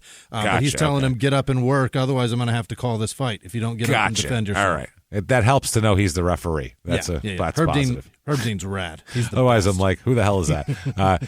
They circle each other. Leg kick by Ben. Dan comes in, but Ben catches him and Dan drops. They clinch. Couple knees in the clinch that hit Dan's body. Ben goes to the ground and Dan stands above him again. Herb calls for them to work again. They are doing nothing. They're basically just kind of catching their breath. This is a rest hold. Yeah. This is the equivalent of a chin lock in WWE. So Ben wears the same stupid smile on his face. Herb stands Ben up. Ben misses the punch but connects with an elbow that nicks Dan. Dan is running in for punches, but they miss. Head kick misses for Ben. Ben misses a Superman punch. They swoop in to clench. Ben throws him down, but Dan stands up. Body punch connects on Ben. Failed Superman by Dan. Head kicks by Ben. Dan is running around the cage. Okay? He's nuts. That's what I mean. He's just a crazy person. Huge knee hits Dan's face. Ben fires such a big head kick that Ben falls after connecting. So he made himself fall. Dan is standing above him. End of round. Both are extremely bloody. So already. Dan is bleeding from the forehead and the top of his head. Blood is gushing from Ben's nose. So they've just been beating the shit out of each other. This guy goes through and ranks all the fights, and this was the top fight of the season, he thought, because it was just they beat the living shit out of each other here. So anyway, this is how this works. I guess they touch gloves for round 2. Ben fires several leg kicks that do not connect. Ben closes the distance and connects with a right hook. Nearly connects with more head kicks. Dan's face is bloody. Dan is working not to lose. Apparently, too, his hand is fucked up from the punch he landed earlier, so he's not firing off with the same vigor here with his right hand. Sure. Ben lands a straight left, body kick, and another. Ben is ripping him apart. Another big body kick counter. Dan lands a right hook. So does Ben, then a huge knee to the head. Dan is still defending. Ben fires a leg kick, countered by Dan right hook. A few feints. Dan misses a body punch. Ben misses a punch to the head. Huge looping head kick misses for Ben. He connects with body kicks and head kicks. Dan lands a straight right hand to the body. Body kick for Ben and a head kick. Jesus Christ almighty. So this is going on for a while. So anyway, I'll just this next little paragraph because it comes to the end. Action slows down. Ben lands another big body kick. Dan connects with a punch to the head. They're just exchanging. This is like a Rocky movie. They're just beating the piss out of each other. More body kicks and a punch to the head by Ben. They clinch where Ben lands a knee and takes Dan to the ground. They are stranding. I don't know what that is. Standing. I guess it's just they misspelled something. It's gotta be, yeah. The combination of body kick and punch by Ben. Ben lands several uppercuts to Dan before standing again. Dan is running around. Now he starts running again, where Ben lands a left hook and Dan stumbles around the ring. Huge knee to the head by Ben and a head kick by Ben. Herb stops the clock. He asks Dan if he wants to fight. No immediate response, and Herb waves off the fight, but Dan interrupts and says he wants to finish. Clock resumes with 1:12 left. This is an exhibition, so there's no official rules here. They touch gloves. Straight right hand misses by Ben. He lands more knees in the clench. Another knee in the clench. Dan is running around. He misses a Superman attempt. Body kick by Ben. Brutal head kick by Ben. Another head kick by Ben. This guy's been getting kicked in the head a lot. Have you noticed the pattern? A lot. Holy shit. Dan gets hit in the head a lot. That's not good. That's where Ben is aiming his entire assault, is right in the fucking head. He's hitting him. More knees. They clinch. Dan tries to take Ben to the ground, but it fails. Ben takes Dan to the ground and attempting a submission. End of round. Now, at this point, the fight is just stopped and they go to the judges. They decide that they're going to stop the fight, which is weird because it's a really good fight that everybody's into. And, Barrera said he thought he had a broken hand from the first punch he landed in the first round.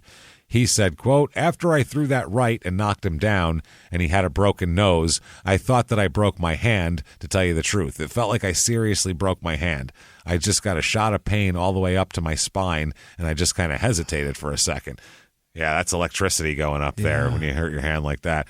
If you've got that much adrenaline pumping and you feel the pain, then that's not good because you usually don't feel your injuries until the next morning because you're so juiced up on adrenaline. Right. Yeah, usually in a boxing match, you don't really notice right when you break your hand. That's the problem. And if it hurts that bad, it's hurt. So it's fucked, yeah. It's stopped to go to the judges. Both the fighters are a bloody disaster. They give the decision to Ben 2-0, 2 rounds to 0, 10-8. So it's like, how the hell did Dan lose the first round when he fucking leveled him and almost knocked him out with a punch? You know what I mean? Maybe those kicks to the head were just too much, and maybe he landed more punches, even though if one was devastating. I don't know. This guy's recap says that Dana then congratulates Ben on one of the best fights he's seen on the show. Yeah. He tells. They also talk about how they tell Dana that they should get the $5,000 bonus. Dana says that both fighters are going to get the bonus because it was such a great fight. Mm-hmm. And Dan says, "quote I don't deserve it." Dan, shut up. Shut the fuck up. And Dana Your girl said, doesn't have any food. Yeah, right. She's like, Dan, you deserve it. All we have is Cheetos and fucking Cheetos and curds. And it's only because they make Cheetos and curds here. Otherwise, I'm sure Kellogg's has something to do with the making of Cheetos, and that's where the cheese goes. And we get it wholesale down here. That's the only reason I have it. Otherwise, I have no food. So shut your mouth. Shut and up. Get paid. Jesus. He says, Dana White says, you fucking deserve it. That was a nice fucking fight. So, Dana White was saying that, what a great fight there. And he thinks Dan won the first round as well as everybody watching it and everything else, but somehow they don't. And either way, that doesn't count as a fight. So they do all of that just as an exhibition. Yep, just to be on TV. So December 8th, 2007 is the season finale of The Ultimate Fighter, and he fights Ben Saunders again here. And, he said that this one it goes kind of the same way, but this one goes the distance again, and he loses a unanimous decision again. Now he's fucked here. He's 0-1, Daniel Barrera is, and 0-1, and he's not going to be starting out in the UFC. He's going to be starting out in Warrior FC. Which is hilarious because we were just saying it's the Ultimate Warriors UFC fucking division, which I wouldn't be surprised if it was, to be honest with you. I would not be surprised. WUFC? It's Warrior Fighting Challenge, Warrior FC. WFC. WFC, brother. The name of this show is Consequences. Oh, boy. It's in Elizabethtown, Kentucky.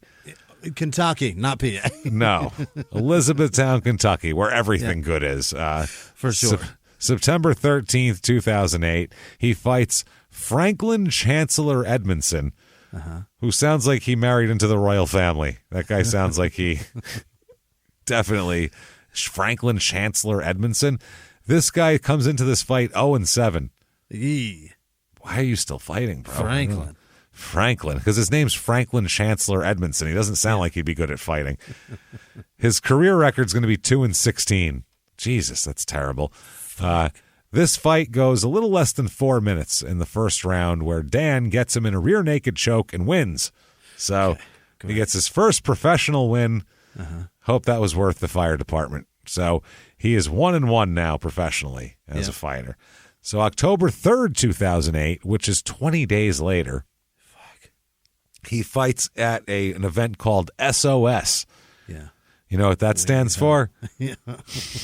Showcase of Strength. No, it doesn't. It means Showcase help of these Strength. men. We need help because of their showcase of strength. It's frightening all of us. This is in Shepherdsville, Kentucky. Okay.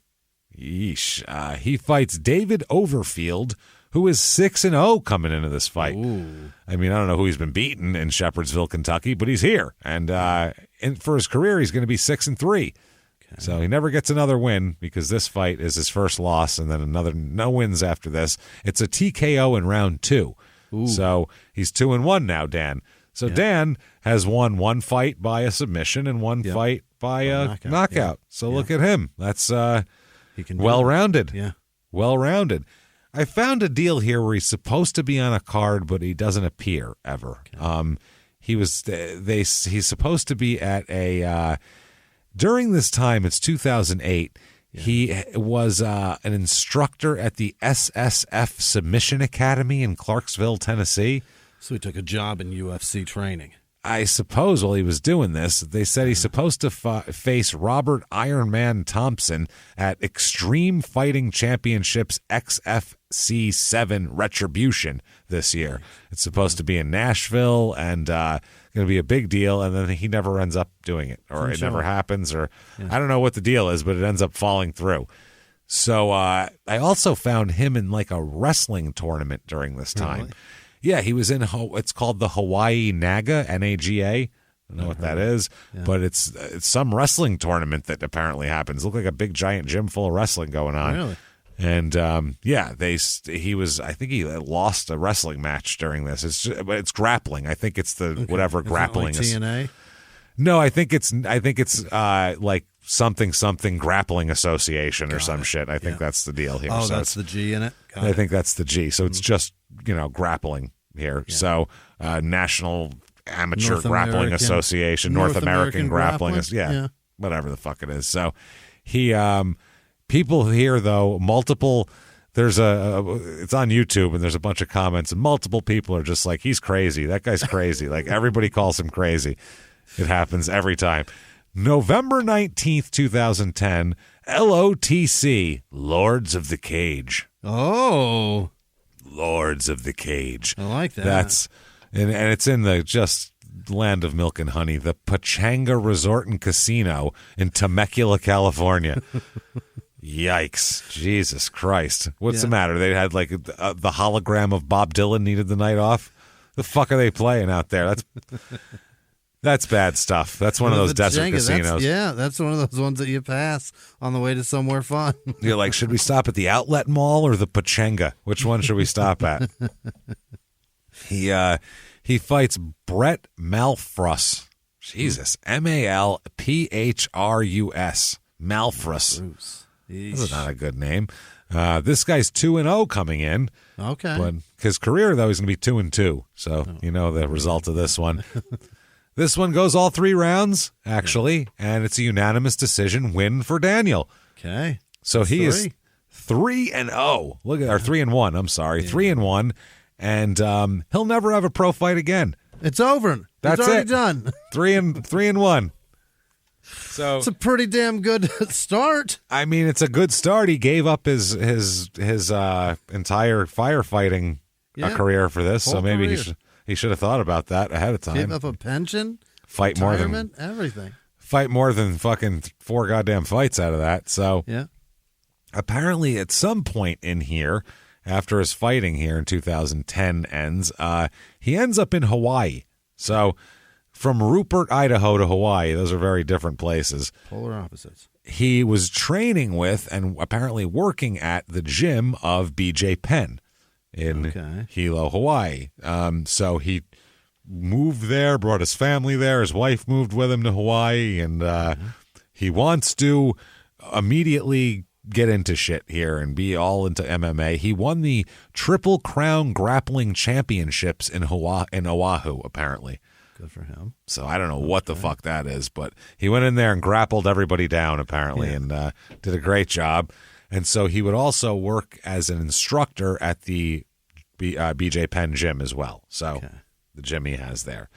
So this is where shit goes awry. Mm-hmm. Now, like we said, there's some brain damage here, I believe. Sure. He's been hit in the head a lot, way more than most people. Really been hit in the head a lot. So February 9th, or February 3rd, this is when it happened, 2017, okay? So some time goes by where he's just hanging in Hawaii, doing his thing. He shows up at Pahoa High School, Pahoa High School, okay? Uninvited, mind you, into a wrestling practice. Yeah. He's not an alumni. He's not, like, hey, the teacher taught me, and now I'm going to come back and help. Well, this is part of the police report. This is what he did. Yeah. Quote, Barrera walked uninvited into wrestling practice at Pahoa High School, came up behind a girl as she was in a wrestler's position on hands and knees and struck her 3 times in the back with an open palm. Why? He just beat the shit out of a 15-year-old girl who was at wrestling practice, doesn't know him, and didn't even see him coming. She was in a wrestling pose the other way. He went up behind her and started fucking palm striking this poor girl. A child. I am stunned. Is he on drugs? He's just fucking nuts. No, I wish he was on drugs. He's just crazy. He's just, he has like this, he's like a train on a track and it's not stopping. He's just, ain't nobody gonna break my stride. Nobody gonna hold me down. Oh no, I'll punch this little girl now. So I'm gonna break my, that's what he's doing. Like he's just, it's he's just got his own tune going on. Yeah. Right here, somebody should have told him, you're crazy. Yeah. You're not like other people. You need medication. Wife says I need medicine. I said I don't think so. Oh no, I got to keep on moving. I'll punch a teenage girl. I'm gonna do crazy shit. Oh yeah, you're gonna have to cuff me. He's just fucking dancing after he punches teenagers for no reason. What'd he do then? A teenage girl. Yeah, why would you do this? What did he do after that? He left. Just walked in, hit a girl. He walked out, hit a girl 3 times, beat a teenage girl down to the ground from behind. Mistaken identity? No, she didn't. He's got beef with another 15-year-old girl? What the fuck? He's a 30-year-old man. What are you doing? He's 37 years old. Holy shit. You can't have beef with 15-year-old girls to the point of violence for that. What the fuck are you doing, bro? And apart from your own, you shouldn't know a 15-year-old girl to have beef with. No. Never. You shouldn't. Yeah. Nobody gonna hold me down. Oh, no. He's just fucking, That's his whole theme song going on in his head, I feel like. The girl who then, told authorities and called the cops and everything, told authorities she never met Barrera in her life, doesn't know who the fuck he was, just some strange adult man who decided to punch her a few times. He said later on, quote, they invited me to the school to help them wrestle. I'm a very, very skilled grappler. What about the striking, sir? And what about the fact that no one said they invited you? Nobody invited you, and you grappled nobody. And you grappled nobody. You palm struck a child and then left. But holy fuck. The more important part, he wasn't invited. No. What gave him the idea to go here? Did he on drugs? No, he's on punches to the brain is what he's on. He's on too much God. He's got it's God and brain damage. When you mix those together, those are a really frightening combination because he's on way too much God. Way too much. He's ODing on it. So his attorney requested a mental examination. Yeah. Said maybe we could have a mental examination, and the judge said, "Tell you what we're gonna do. We're gonna not release him at the moment. Let's keep him. Let's go ahead and keep him on ice for a second while we figure out what the hell's going on here." So, which led to him Barrera being escorted from the court, and now it gets wonderful. Yeah. This is where he goes. He gets up. He's several sheriff's deputies are going to try to walk him out. So he screams loudly, quote, "I'm sorry, Mom." Okay. They're not I guess so. I don't know. She's in Idaho. They're not releasing me. Maybe she's there. I was just helping the wrestling. Okay, that's bad enough. That sounds crazy enough. I'm sorry, Mom. They're not releasing me. I was just helping the wrestling. Then he goes on to say, these kids need to wake up. I wanted them to wake up because Hawaiians need to toughen up, okay? What the fuck are you talking about? Then he says, I was at a wrestling practice. And the judge says, I hear you, Mr. Barrera. Like, shut the fuck up. We got you. Then he goes on to say, I don't understand how this is assault. What? Then he starts banging his hands and he says, you play football? Anybody? Am I fucking crazy here? There's murderers on the street. My sister got murdered 2 months ago in Pahoa. So I punched a child. I was looking. I'm going to slap every motherfucker till I get the right one. Ain't nobody hold me down. Oh, no. I got to keep on. What a fucking lunatic. This is great. What are you talking about? You play football? Anybody? Am I fucking crazy here? These thoughts don't connect, bro. No. What does football have to do with it? That's, Is he trying to say that is that assault? Well, what about football? I suppose, but then he doesn't make the connection between them. That's the same thing he just said. You play football, am I fucking crazy here? I mean, if you just want to know if I play football, that's not crazy, but it has no relevance in a court of law at the moment. Does football's and nobody playing football relate or correlate to you being crazy? Well, yeah, and all the participants in football are there voluntarily. You don't just find somebody. The game of football isn't to put on your pads and shit, go somewhere where no one's playing football, and then tackle them. That's not football. You can't just tackle a 15-year-old girl who's not involved in the sport. It's not a thing. So that said, let's read the whole thing in their own words, I feel like. We'll put the whole thing to music and make it better here. So make it more fun. Let's start here. In their own words, quote, I'm sorry, Mom. They're not releasing me. I was just helping the wrestling. These kids need to wake up. I wanted them to wake up because Hawaiians need to toughen up, okay? I was at a wrestling practice. I don't understand how this is assault. You play football? Anybody? Am I fucking crazy here? There's murderers on the street. My sister got murdered 2 weeks ago in Pahoa. End of. Lock him up, you guys.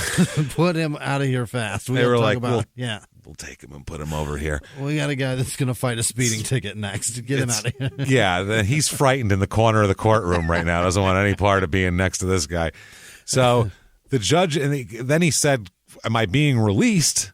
Because no, usually when the deputies have you and they take you forcibly somewhere, that means they're not taking you outside. No. Not taking you in your car. Normally in court, when you are in for something criminal and they tell you can go now, you don't need anyone to escort you out. You can get the fuck out all day long. It's the other thing that they need to escort you to, jail. Right. So the judge said, you are not. Which is, and he said, what's the reason I can't be released? Which is hilarious because it's like, you just scream crazy shit in our courtroom. That's one of the reasons. Top of my head. In addition to that, because you have too much of a history, he said. You have, in the last couple of years, you have 2 prior convictions for all this other shit. You've done jail time. You've got disorderly conduct that happened also recently. We can't, let you do that. So then he realized he wasn't going to get released. Then he started physically trying to scuffle. Free, yeah. So the deputies had to wrestle him into the courthouse cell block while he was screaming to talk to his lawyer. Now it's serious. So sometime in the next 5 days, he gets out of jail. Really? All right. Gets out of jail somehow. And we only know this because he'll be right back in jail. So that's how. Because it's documented a few days later. That's how we're sure of it. So he 5 apparently. days later. 5 days later, he's at BJ Penn's gym, where he hangs out, works, trains, does all this type of shit. Well, he's apparently outside the gym. He's not really in the gym. And he is like threatening people, all sorts of people, I'm sure, teenage girls included, just whoever he can find, trying to fight numerous people for no reason. Acting like, like crazy people act, really. Like a wild man in the streets who wants to fight people for no reason. And it's an MMA gym. We don't need this type of shit here, obviously. There's enough animals here. Yeah, we do it inside, and, it's all under the lights and we can all see. We don't do it in alleys over here. So they actually call the cops on him. Wow. They can't control him. I mean, even the guys in there, they don't want to deal with him. He's acting nuts, so they just call the cops on him, and he is arrested for disorderly conduct in the street. Unbelievable. Like a crazy person. He's put away, and then he gets out, and within 48 hours. What? He's out. And I know that because he gets put right back in. That's how I'm aware of this. Because there are timestamps. It's timestamps to everything. Now, he's apparently he's in some kind of situation where he has to apparently get evaluated, or there's some sort of something where he's talking to a nurse here. All right. Now, during this time, he told this nurse, started out with saying he's going to get BJ Penn. Oh. I'm going to get him, he kept saying. Okay. Also expressed anger toward BJ Penn's brother, who is the one who had him arrested for disorderly conduct. Okay. Here. So he was challenging multiple gym members to fights here. So that's, if you went outside, he'd try to fight you, was basically what it was. So, which is crazy. So now while this is going on, he then tells the nurse and a bunch of other witnesses that the Hilo District Judge, Harry Friedis, who fucking put him in there, he said that he's going to get what's coming to him. The judge. Yeah, you can't say any of the shit that he says. He said he's going to get, he, quote, put me in here and he's going to get his one day. Then he said, quote, directly followed up by, I was in the military and I killed guys, so I got no problem killing again. Oh, don't say that. I killed before and I'll kill again. Can't nobody break my stride. Oh, boy. Oh, man. The most angry version of that song ever. That's what he said. He says that there's that. I'm going to get him, obviously. I've killed people. I have no problem killing people again. Then he said, I'm also going to, you can lump BJ Penn and his whole family into that too. So people to kill, Judge, BJ Penn, BJ Penn family, mean guys from gym who were mean to me and jerks and total buttholes that, blah, blah, blah. It took too long at the water fountain. He's got a big to kill list here. Shit. So the nurse reports him and all of this because it's a state thing. The nurse reports him. A security guard overheard him saying all this shit too. A bunch of people heard him. So they report him. He is, there's an all points bulletin for him. Everyone's looking for him now for issuing terroristic threats against the judge. Yeah. Can't do that. You can say, I'm going to fight BJ Penn. That's one thing. You can't threaten to use your military killing experience on a judge that made you go to a mental health evaluation. That's not okay. So that's what he did. You think he's done being crazy in court, Jimmy? I hope not. No, of course not. He's not at all. They set his bail at $50,000 this time. They're like, you're going nowhere. It was $2,000 before, by the way. We're going to hang on to you for a very long time. We really want to check you out. Yeah. In court, my goodness, Jimmy, he is he's interesting. He comes in, and I'll post the picture on social media. This will be the first picture you're going to see on at Crime and Sports on Twitter and Facebook, at Small Town Murder on Instagram. He has Band-Aids all over his face. Okay. Okay. And on his ear as well. Yeah. He's got cotton stuffed into his nostrils. Yes. Like just stuffed with nostrils with Band-Aids all over his head. He looks like somebody's 3-year-old daughter took some shit from the medicine cabinet and was like, there you go, Daddy. Now you're a pretty princess. Like that's what it looks like happened. Thanks, honey. Yeah, these are Band-Aids, dear. Are they just brown Band-Aids, or do they have themes to them? Are they? They're not like Frozen Band-Aids or Pixar Band-Aids of some kind. Yeah, I've done that. McQueen on his fucking face. I've done that. I've gone on stage with princess Band-Aids on when that's all we had because that's what my daughter fucking had. Yeah. I cut myself and I'm like, great. Now I got a fucking Belle Band-Aid I'm on stage with. Come on, perfect. Elsa, let's go. This is giving me confidence, damn it. Awesome. Christ. So he also has a swollen foot as well. Mm-hmm. How do you tell he has a swollen foot? Because it's up because he's also in a wheelchair. Oh, great. So, what the fuck happened? 48 hours ago, he was in perfect health, standing outside of a gym, threatening other fighters, and now he looks like he went through a wood chipper and came out in a wheelchair. There's a lot of problems going on. So this is very interesting. The judge here was like, said that the media requested permission to photograph the proceedings, and it was basically if The prosecution didn't care if the defendant didn't mind, and then he was going to let the people photographize the place. Yes. They're going to photographize it, Jimmy. That's right, photographize this whole place. Yeah. And the judge said, Mr. Barrera, would you be willing to allow the media to photograph the proceedings? Mm-hmm. To which he said, what do you think his response was? Oh, shit. This could be fun. This could be something like, does the 12 o'clock bus run at 3 around here? That would have been almost, that at least is a valid question. Yeah. Even though he's not going to be on the bus. He says, and I quote, yes, absolutely fucking yes. First of all, you can't tell the judge absolutely fucking yes in the middle of open court. Okay, you got to know better than that. So yes, absolutely fucking yes. Please record, please. I am a celebrity. No, you're not. No, you're not. You were on a reality show 10 years ago. That is not a celebrity, sir. I am a celebrity. I am a combat veteran. That's true. Yeah. And yeah, I was on the Ultimate Fighter 6, baby. I'm a singer. I do commercials. It's a fucking court proceeding where your nose is packed with cotton while you're in a wheelchair for some inexplicable goddamn reason because you've been crazy, batshit out of your mind for the last week and been caught doing 3 crazy things. What the fuck are you doing? And we're asked a yes or no question that ended with, I'm a singer, I do commercials. I do commercials. And he called the judge baby and said, fuck. Yeah, I did call him baby. This is all in response to a question. Would you be okay if we photographed this? From Hilo District Judge Dakota Friends. He called a woman judge baby. That's not okay. Nope. You're going to get. She was like, well, 50,000 is what happened there. Bail the fuck out of here.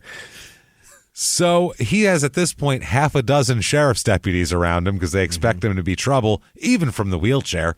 Right. This guy could be trouble from anywhere. You know, he really could. Got to keep you in a wheelchair. You're a problem. You are a problem. They're like, you need medication. He's like, that's what my fucking wife says, and he starts going crazy.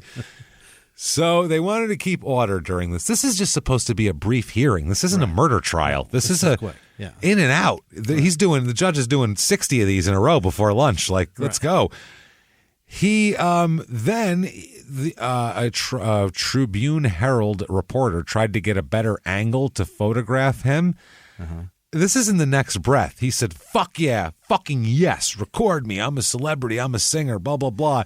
Then they try to get an angle on him, and he says, quote, get out of the way. You're the fucking sideshow. You just vehemently accepted an invitation to be photographed. Right in your face. What the fuck are you talking about? And again, he's screaming fuck in court, which again is not good form usually. They don't like helpful. that. Yeah, they don't like your that. Case. So then he goes from get out of the way, you're the fucking sideshow, to then saying, look at this, which is in the same breath. Get out of the fucking way. Look at this, which is crazy. Take pictures right here. Look, yeah, he shows his swollen foot in his wheelchair, and he says, look, staph.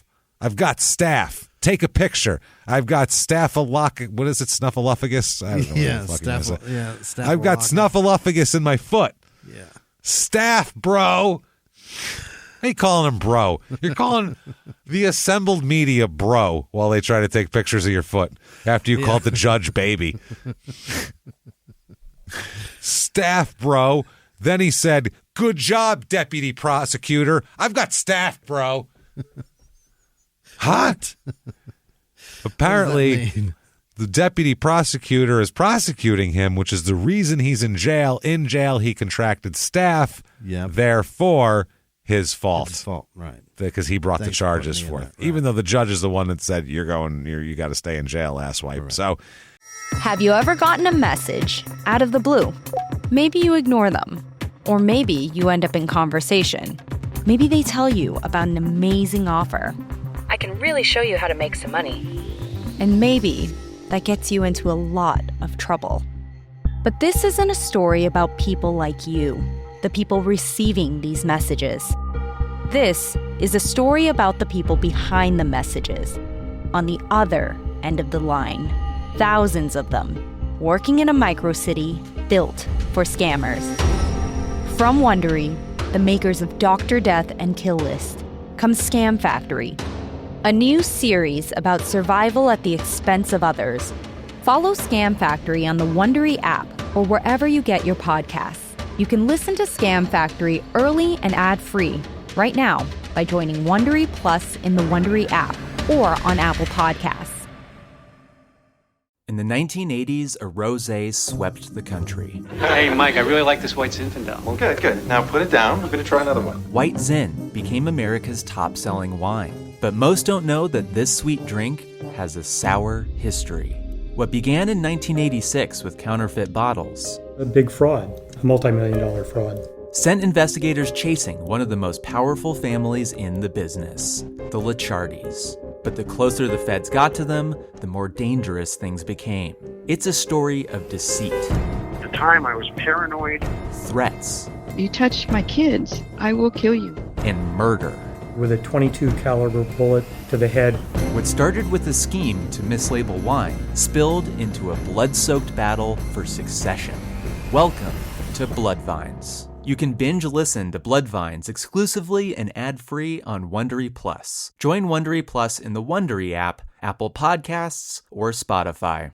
This is what are you doing? And how do you get staff that quick? And you're also just as likely to get staff in an MMA gym as you are really probably more likely to get staff anywhere where there's a mat with people on it. That's where the staff is going to be. Right. That's where it is. I mean, and this goes when I'm not taking shitting on MMA for this, saying because they're filthy pigs, they get staff. Well, they are filthy pigs. That's beside the point. That's not where the staff comes from. The staff is just people rubbing on the ground, and this happens. But this goes through major league locker rooms all the time. Rod Beck got nasty staff from when he played fucking baseball, you know what I mean? That was just from the locker room, from towels, from shit. But these people mats, are sweating and pushing it out everywhere. It's all these over. Mats are the worst. That's where it really comes from, and different equipment and rubbing on each other. So it's more likely that he got staff being in jail for 2 days than he did rubbing his fucking self on an MMA mat for the last 10 years. Much more likely. This is amazing. I've got staff, bro. Good job, deputy prosecutor. Your Honor, I submit that you fire the deputy prosecutor and appoint me in his place, bro. What's up? Come on, deputy prosecutor, baby. I can fucking do this. I'll solve your staff problems. I'll solve it. Sir, do you have any legal background? Fuck no. Okay. This is quite the job interview. Do you think the staph infection will keep you from performing your duties? Shit, no, bro. So the judge then at this point told him, watch your language. Please stop. Yeah. And he apologized to the judge and said, oh, sorry about that. My bad. So then the deputy prosecutor asked for the judge to order a mental examination for Barrera, because he has eyes and ears and he's witnessing what he's seeing. So this guy says, maybe a quick once over on him, just to, kick the tires and start the fires type of deal. And, 'Cause I'm present. I've witnessed this. I've seen it. While he's asking the judge for this, Barrera chimes in, even though he's not in the conversation. He says, Your Honor, I submit, blah, blah, blah. And Barrera says, nope, negative. Negative. Huh? Then he says, you already got 4 of them, bro. It's enough out of me. 4 mental health evaluations? Yeah, apparently every time he gets arrested and he's had other issues, he's had 4. I don't care how many you've had. You need more of them until they figure out what this is. What is this? Yeah. What this is? This is, you've got some mental staff and you need help. It's, this is They're bad. not finding what it is, and let them keep looking. So he said, nope, negative. You already got 4 of them, bro. Then he turns his attention away from the prosecutor to the judge and says, can I approach the bench? He's not an attorney. No, you cannot. He said, Your Honor, can I approach the bench? Which is absolutely inappropriate. The defendant does not approach the bench on his own to go over some shit with the judge. That's not how this works. Your Honor, your chambers. Let's go. Yeah. Your Honor, your chambers now. I've seen Bang Perry that Mason. gavel. Yeah. Don't make me come up there and do it. This is a lawyer does that if there's some sort of argument, like in terms of needing a clarification on why this objection is like this or that, and half the time the judge says, "No, stay down there. I'm not doing this right now." The defendant wants to talk about his mental health with the judge. Well, he, out of turn, yelled at the prosecutor and gave the judge's decision for them, even though it's the judge's decision. Then just out and out just addressed the judge and says, "Let me approach. I think I can clear all this up." The judge says, quote, "Unfortunately not, because you're crazy and all." Right. And then said, "But you can address me from there if you really must." So... Yeah, I'd rather you talk to me from a safe distance, but I can't wait to hear this. I mean, sure. What the hell? Let's show me why I need to have you mentally evaluated even more than I thought I did, please. I understand I knew I did, but this is now I know I do. So then he said, well, my case manager here, he asked his case manager rather than the judge. He said, "Can I address you, approach the bench?" They say no. Say it from there. So then he turns to someone else. Yeah. Again, what are you doing? His case manager's sitting in the courtroom, and he says, "Hey, come to the defense table. Will you come over here?" But the guy remains seated because he's not supposed to do that. This isn't a birthday party at a bowling alley. What are you? Come to lane 3. It's cooler down here. We got cooler people. We got pepperoni pizza. Come down here. This isn't a weird, one-on-one conversation. This is open court. It's open court. I'm your case manager. I'll talk to you later. At that time, after the guy didn't come, Barrera started knocking on the table with his handcuffs. He started banging on the table with his handcuffs, which he did at another court appearance as well. This is a thing that he does, clang, clang, clang, clang. Hey, come over here, motherfucker. Yeah.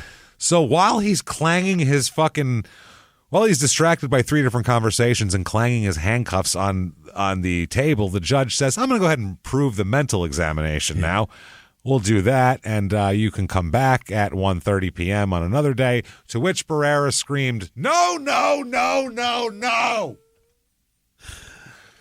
I'd like to know what he wants to happen in here. Right. He wants to go home and fight people on the street. That's what he wants to do. And punch children and not be called out for it. That's what he'd like to do, ideally. I don't know what his end game is in this entire thing. I don't get it because that's not a logical next step with all the shit that's happening. No, it seems like he wants to be put in a mental facility and be. That's what he seems like. He's begging to be evaluated by mental health professionals. But this behavior in open court, that's what you're begging for. So he says, "Where are you going to send me? Red Roof? Red Roof? Am I being released to Red Roof?" Jesus Christ. And the judge says, "That's up to the jail, sir, and wherever they fucking send you." And he said, "Okay, I'll go to Red Roof. Thank you." Maybe not. We just told you. Yeah. It's not even up to me, and I'm a judge. Do you think it's up to you? Dipshit who's sitting here in a wheelchair yelling at reporters for no reason? Whether or not you'll go is not up to you. You will go if we want you to go. Yeah, that's the thing. So they said that they had no objection as long as he's in jail because the prosecutor brings up that he has 2 recent convictions each for disorderly conduct and harassment. So, and he's clearly escalating his behavior, obviously. He said, quote, his unruly behavior appears to be escalating. It does, yeah. That is one way to put it. Yeah. So, he's got problems, man. Yeah. There's a lot of problems. He's in a lot of trouble. Yeah. He can't even do his running. Between the staff and the lack of a place to run, he's got nowhere to go. What are you going to do? He's just in his jail cell, just stewing and angry and thinking of the next crazy shit he's going to say to a judge. And all of a sudden, though, out of nowhere, in his jail cell, this is very weird, clouds appear, Jimmy. Yeah. Clouds. These big clouds appear. They're fluffy. Yeah. And they part before him. And a great light blinds his eyes. Shines. And it's God. Yeah. It's God. God is right there. And he says...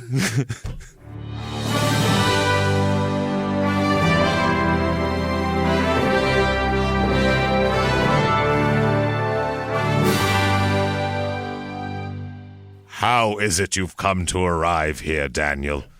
Daniel, my brother, you are younger than me. I like to play that with people. You're a little young for it, probably, I'm sure. But, I get a good laugh out of it every time. It's very funny. I know a Daniel, actually. Well, you're probably named after him, as a lot of people are. Yeah. He's got a whole book. It's a lot of thing. It's a thing. But anyway, I would like to address you, Daniel. Daniel. Step forward, son. Your staff is fine. I fixed Wheel it all. forward. You're fine. Roll here. Roll toward me, son. I appreciate, I must say, first of all, the loyalty you've given me. And I appreciate the credit for the good French fries and for early morning wake-ups. I appreciate what you're doing for me. But I would like to say that I don't represent what I'm doing in any way, shape, or form. Please stop. You, sir, you're a mess, frankly. I'm sorry. I mean, I feel like I'm supposed to make everyone in my image, and I fucked up here. I'm sorry. I don't like to use this kind of language. I try to keep it pretty PG, but, frankly, we're in a jail. Who's going to hear? No one will believe you anyway. You're in a mental examination room. When in Rome. Who will believe God spoke to you? Half the people in here think I spoke to them, and I've only spoken to a third. So the rest of you will be deemed insane. Whatever. Either way, it's fine. But still, Daniel. See, I get official. So Daniel, stop being a fucking moron, please. That's all I need from you. Stop being a moron. Think before you act. I gave you, remember free will? Remember that? Use it, please. Thank you. And stop hitting children. Stop hitting little girls. And by the way, I have to go now because there's 6 billion other people to tend to, you selfish man. Okay, goodbye. Poof. And then poof. And in a cloud of halos and angel wings and choir music and harps, he's gone. The skies open up. The skies open up. And Daniel is yelling and banging, God was here! And they come in and they hit him with a tranq dart, and he falls over in his wheelchair. And that's that. So then he is arrested again. Here, I find him arrested for disorderly conduct in another occasion here the next year. And he's fined $250 for that disorderly conduct. Yeah. So don't know what he was doing.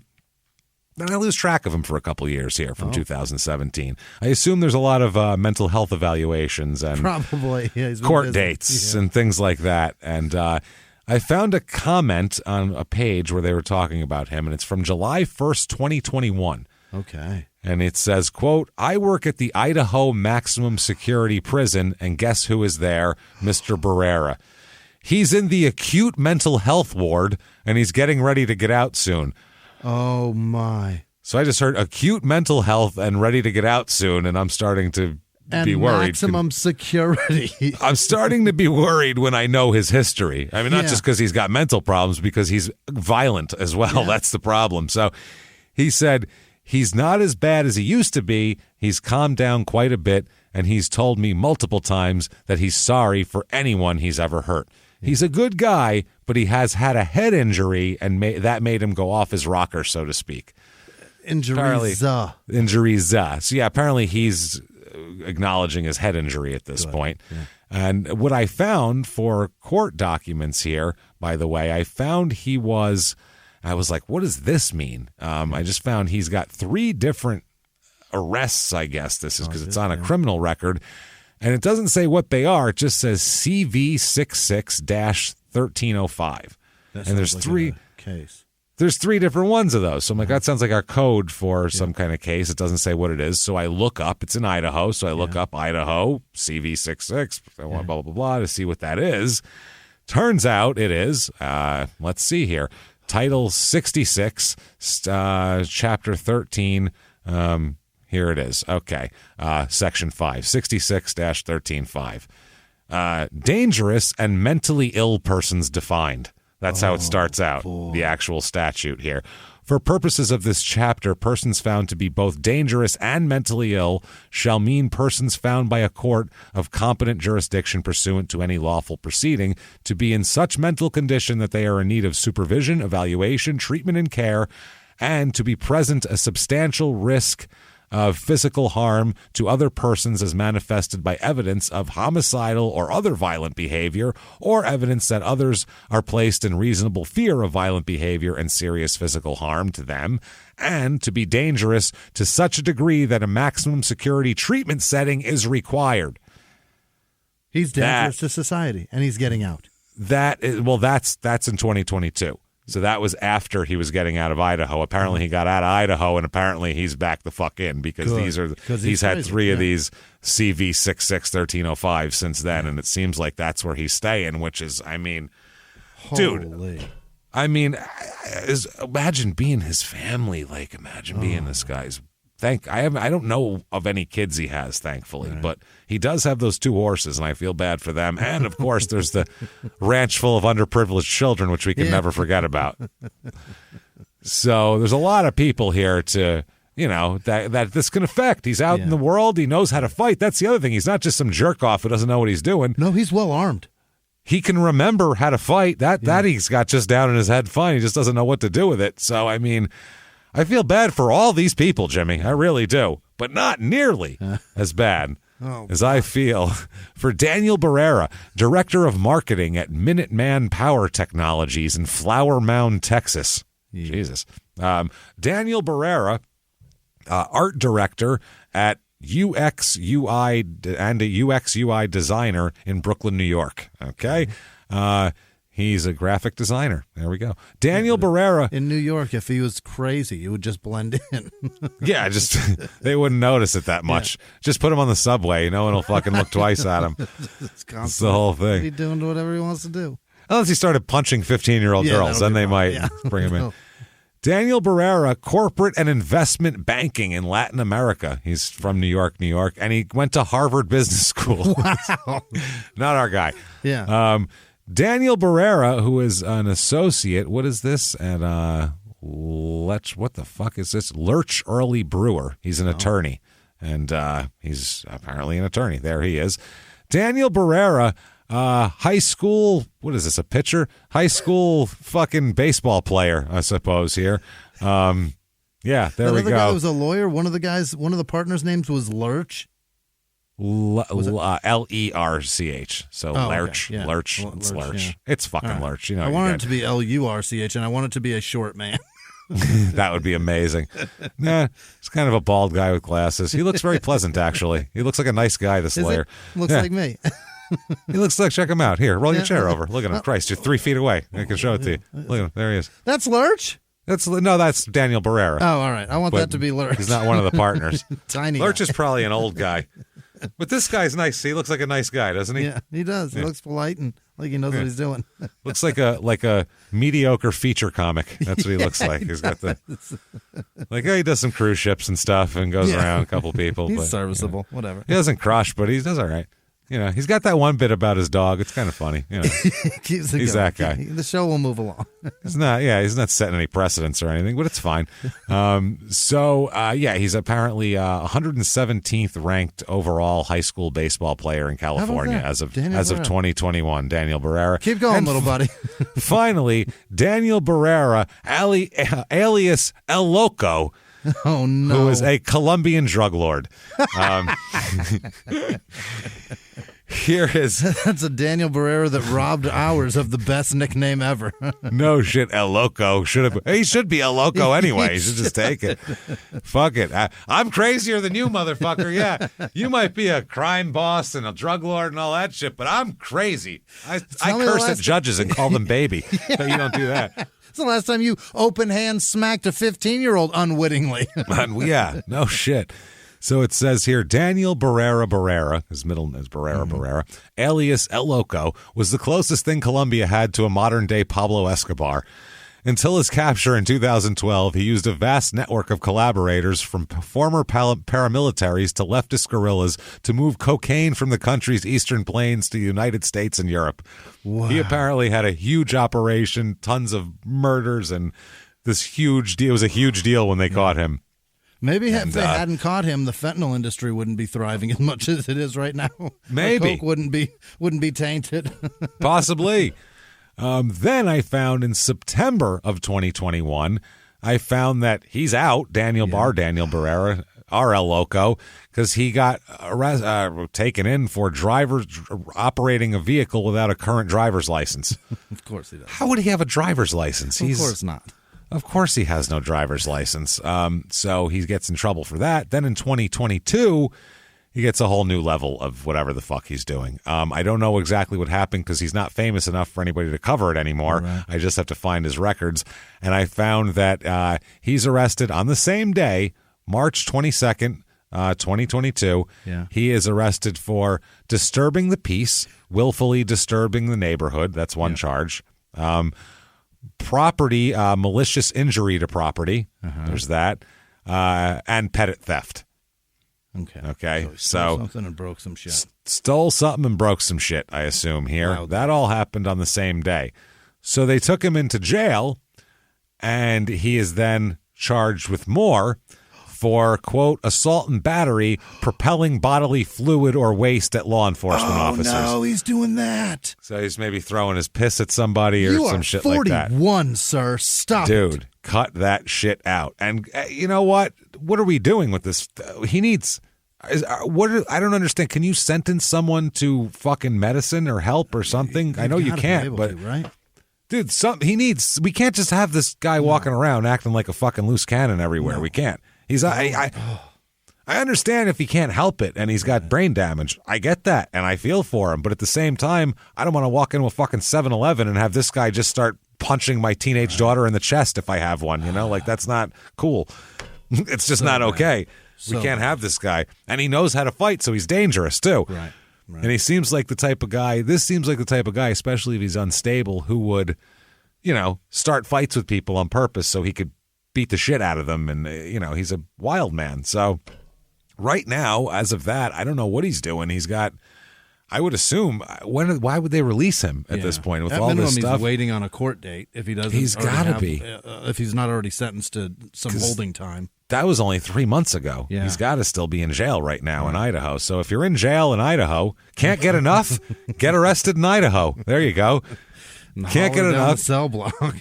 Get arrested in Idaho and, see what he's up to. Yeah. Say hi. Give him a howdy do for me, too, while you're at it. From James and Jimmy, how do. There you go. How do from James and Jimmy. And that is Daniel Barrera anyway. Fuck, so man. there's that. That's a crazy story. It's not the longest story, but it needed to be told because it's bonkers. It's not over. It's not over God, by no. a long shot. No. There's death in the future still the in somebody. crescendo of his life. His defining moment is coming. Whether it's positive or negative, it's coming. It's not done We yet. will update you when it does.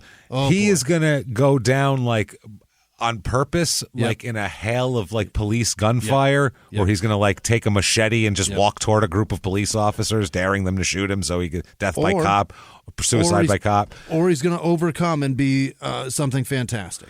Yeah, I don't see that. This gets worse. CTE only gets worse. So I don't see. I don't see a.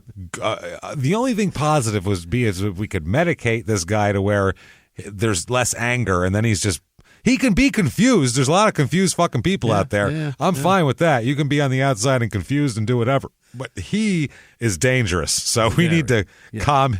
We need to at least calm the violence out of him, and then we can go from there. Yeah. So that's that. Now, I wanted to talk about something, and the reason why I did a short episode and why we're doing this short episode is we wanted to talk about something that's near and dear to our hearts. Yeah. It's not political at all. Has nothing to do with that. We're not going to talk about some thing like that. No. No. This isn't divisive. This is, if you like comedy, which we assume anyone listening to this podcast, if you listen to 2.5 hours plus of two comedians, you have to be into comedy somewhat. Sure. So if you like comedy and you've watched everybody, you've watched specials on whatever the fuck, HBO back in the day, into Netflix now, and all these different ones. You can, all these specials, even YouTube, they do specials now too. Like all this different type of shit. You've seen this, and everybody's grown up with your favorite comedian. This is and it's somebody who you didn't know it at the time when you're watching as a kid. You don't know that guy's been doing comedy for 20 years and whatever. Right.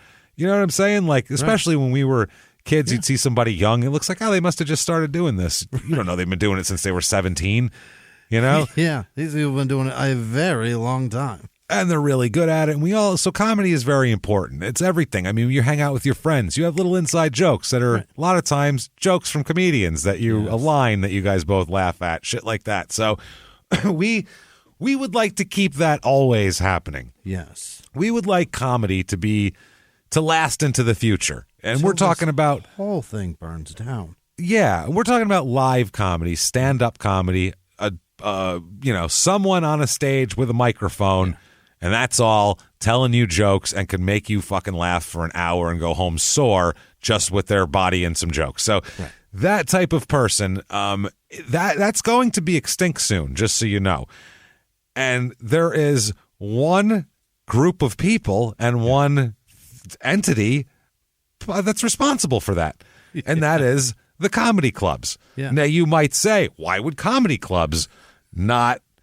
why would they contribute to not having the next generation of comedy, considering, that they need these people for their future business? Right. Major League Baseball has like 7 minor league teams per goddamn team because of the fact that they need the future players there. Otherwise, they're not going to have them. And then no one will want to come and watch mediocre players play. And that's what you get in comedy because you didn't fucking invest in these people and you eventually have to do this. So we're going to splice in right now. This is something from our Patreon, patreon.com/crime-and-sports. We are plugging it, yes. This is something from the recent Doc Ellis episode. Yeah. Somehow it got on comedy clubs and this and that, and we got off on a bit of a rant about the whole thing. So I'd like to splice that in right now, and it'll explain everything we're talking about, and then we'll wrap it up after that. But here it is, James. Right now. Let's go to it. So anyway, that bothers me when management picks on people for that because it's fucking what I was complaining about the other day about comedy. That's there's a big thing here, and people should be aware of it because I don't think they know this shit. I think when you go to a comedy club and it's a professional comedy club, a place with 400 seats that's got a big stage. It's not you bought a ticket, some back room somewhere. Yeah, you bought a ticket. You went to this comedy club to see. Whatever, it doesn't have to be a headliner that you've been dying to see. Just we felt like going to the club tonight. There's some guy who was on a sitcom 5 years ago. He could be funny. You go to see him. You assume, and there's 2 people that go on before them, the openers, and one does 10 minutes and one does 20, 25. So it's a good chunk of the show. It's a third of the show. You assume that since there's this big operation, looks like, 100 people, not 100, but 24 people work here between waiters and kitchen and this and porters and DJ and there's 4 managers walking around and all this stuff is going on. You just assume that because only 3 people are the thing that are causing this entire thing to go on, you assume that everybody up there is being accommodated fairly.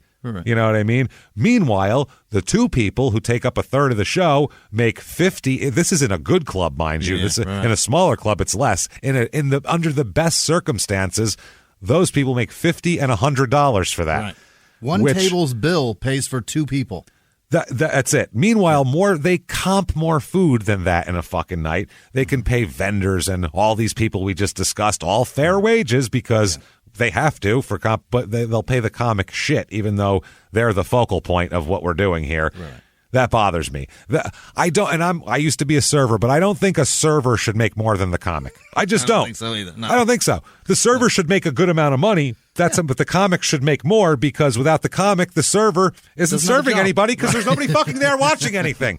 And the food at this place sucks because it's a comedy club and they don't give a fuck that it sucks because you're there to watch fucking comedy, you fucking asshole. And you're just trying to soak up the alcohol that they're forcing you to buy.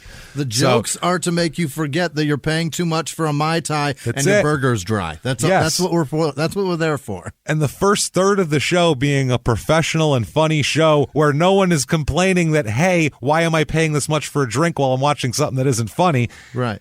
That's pretty impressive, and those people have to lose money to go there. That's not fair. Yeah. That's the other thing. The way the server's making money, but they also live in that town or something. Half these people traveled here are sleeping on someone's fucking couch for the privilege of making $100. So for the middle act, the first guy doesn't make that. He doesn't even make that. The host guy, the first comic, probably lives in this town, and if there's a parking garage between shows, he's going to move his car so he doesn't get charged. Yeah, I would break even sometimes doing shows. Both of us would. Right. That's the way it fucking worked. Yeah.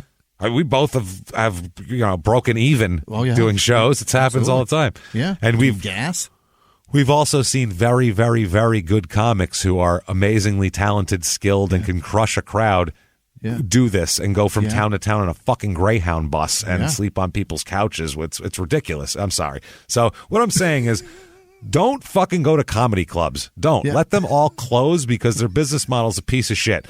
In their business model, if they pay these people an extra $100 to open the show, the place will close. Right. So they're on such a razor thin margin. Let's just let them shut the fuck down, apparently, if that's what they think that they're doing. Let them shut down. Go see who you want, where you want. That's all. Or cascade emails to these people and tell them, pay your people right. Yeah, you do that for everything else. Everything else. When you laugh your ass off at the end of when someone made you laugh real hard at the beginning, call a manager over and go, how much did you pay that fucking guy? Right. How much did you pay? I heard you paid him $50 fucking and then say that's bullshit. That's fucking bullshit. That's bullshit. Yeah. Get everyone around you to do it too. That's bullshit. They only paid that guy $50. He was funny. That's bullshit, right? I'd give him an extra 10 and fucking do that. Embarrass these motherfuckers. Say, let's get a collection going. Everybody pitching $1 and then to the comedy club manager who's wearing a fucking tie and dressed nice and all this shit. Hand him a pile of fucking dollar bills that you collected around the thing and say, here, we feel terrible that funny fucking comic is going to sleep in his car tonight. That sucks. He's going to sleep in a car that sucks. Shame and embarrass these fucking cocksuckers into doing the right thing. Yeah. All right. Sorry about that. That was sorry. Listen, man, people that worked their ass off and flew somewhere should be able to be paid for that. They shouldn't have to pay to do that.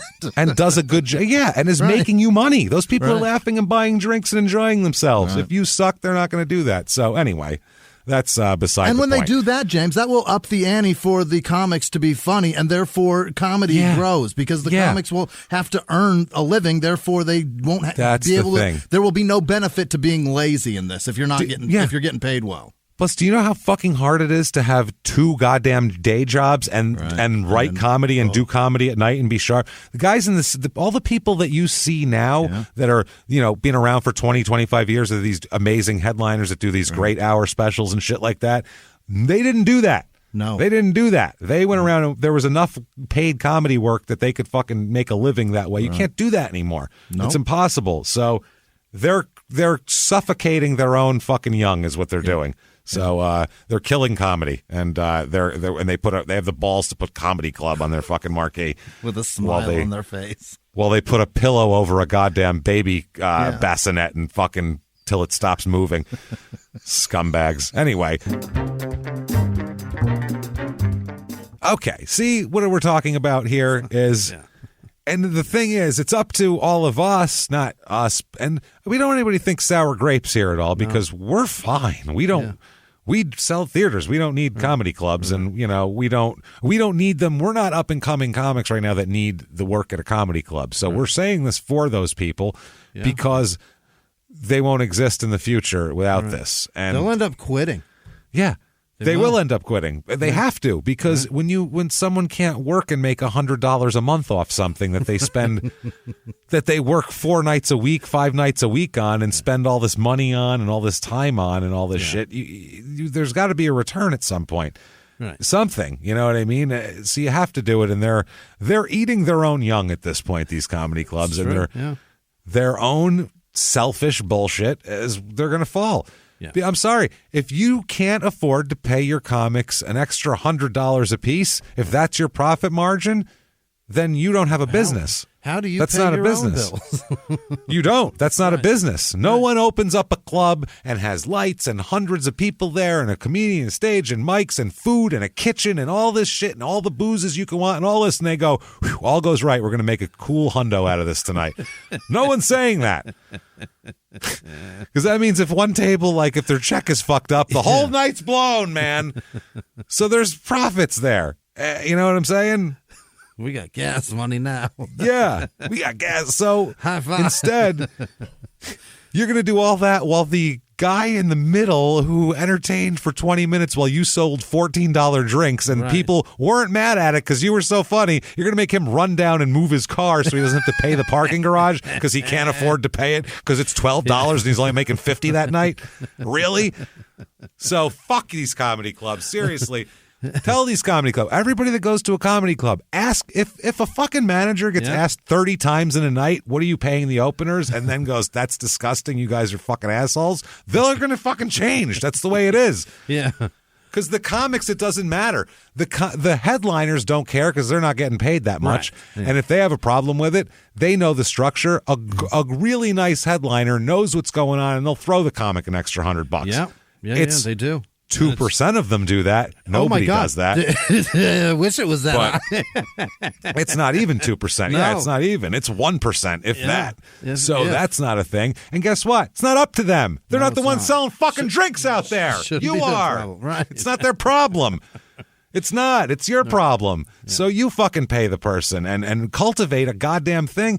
And I get if you're in a small place or something, you're like, oh, well, what am I going to get them good and then they're going to leave? Yes, that's how comedy works, assholes. Right. Then when they get real good, they'll come back here because it's loyalty. Now, you don't just get to extract anything you want out of them and then they fuck you people. Yeah, siphon money. Jesus. You have to invest some now. That's how it works. It's the same pay scale since 1982 for openers. It's been 40 years. 40 years? Minimum wage was like $3 an hour back then. But yet, and we're not joking. That's not an exaggeration. No, they'd had a strike in, what was it, 81 or something. Right. They had a strike where Letterman was involved in it. All these people, or late 70s, whatever it was. And that's when they raised the wages of openers to what they are now, which is crazy, which is nothing still. And the clubs that do the showcase shows still have the same exact, they pay these guys $25 to host for 6 hours. Right. They fucking host for 6 hours. There's 20 comics. They get $25. It's insane. It's crazy. We went to the Hollywood Improv. Yeah, the $20 shows now are often $20 to middle. That's fucking dollars. Crazy. I got $20 to drive to California. I drove to California and came home with $20.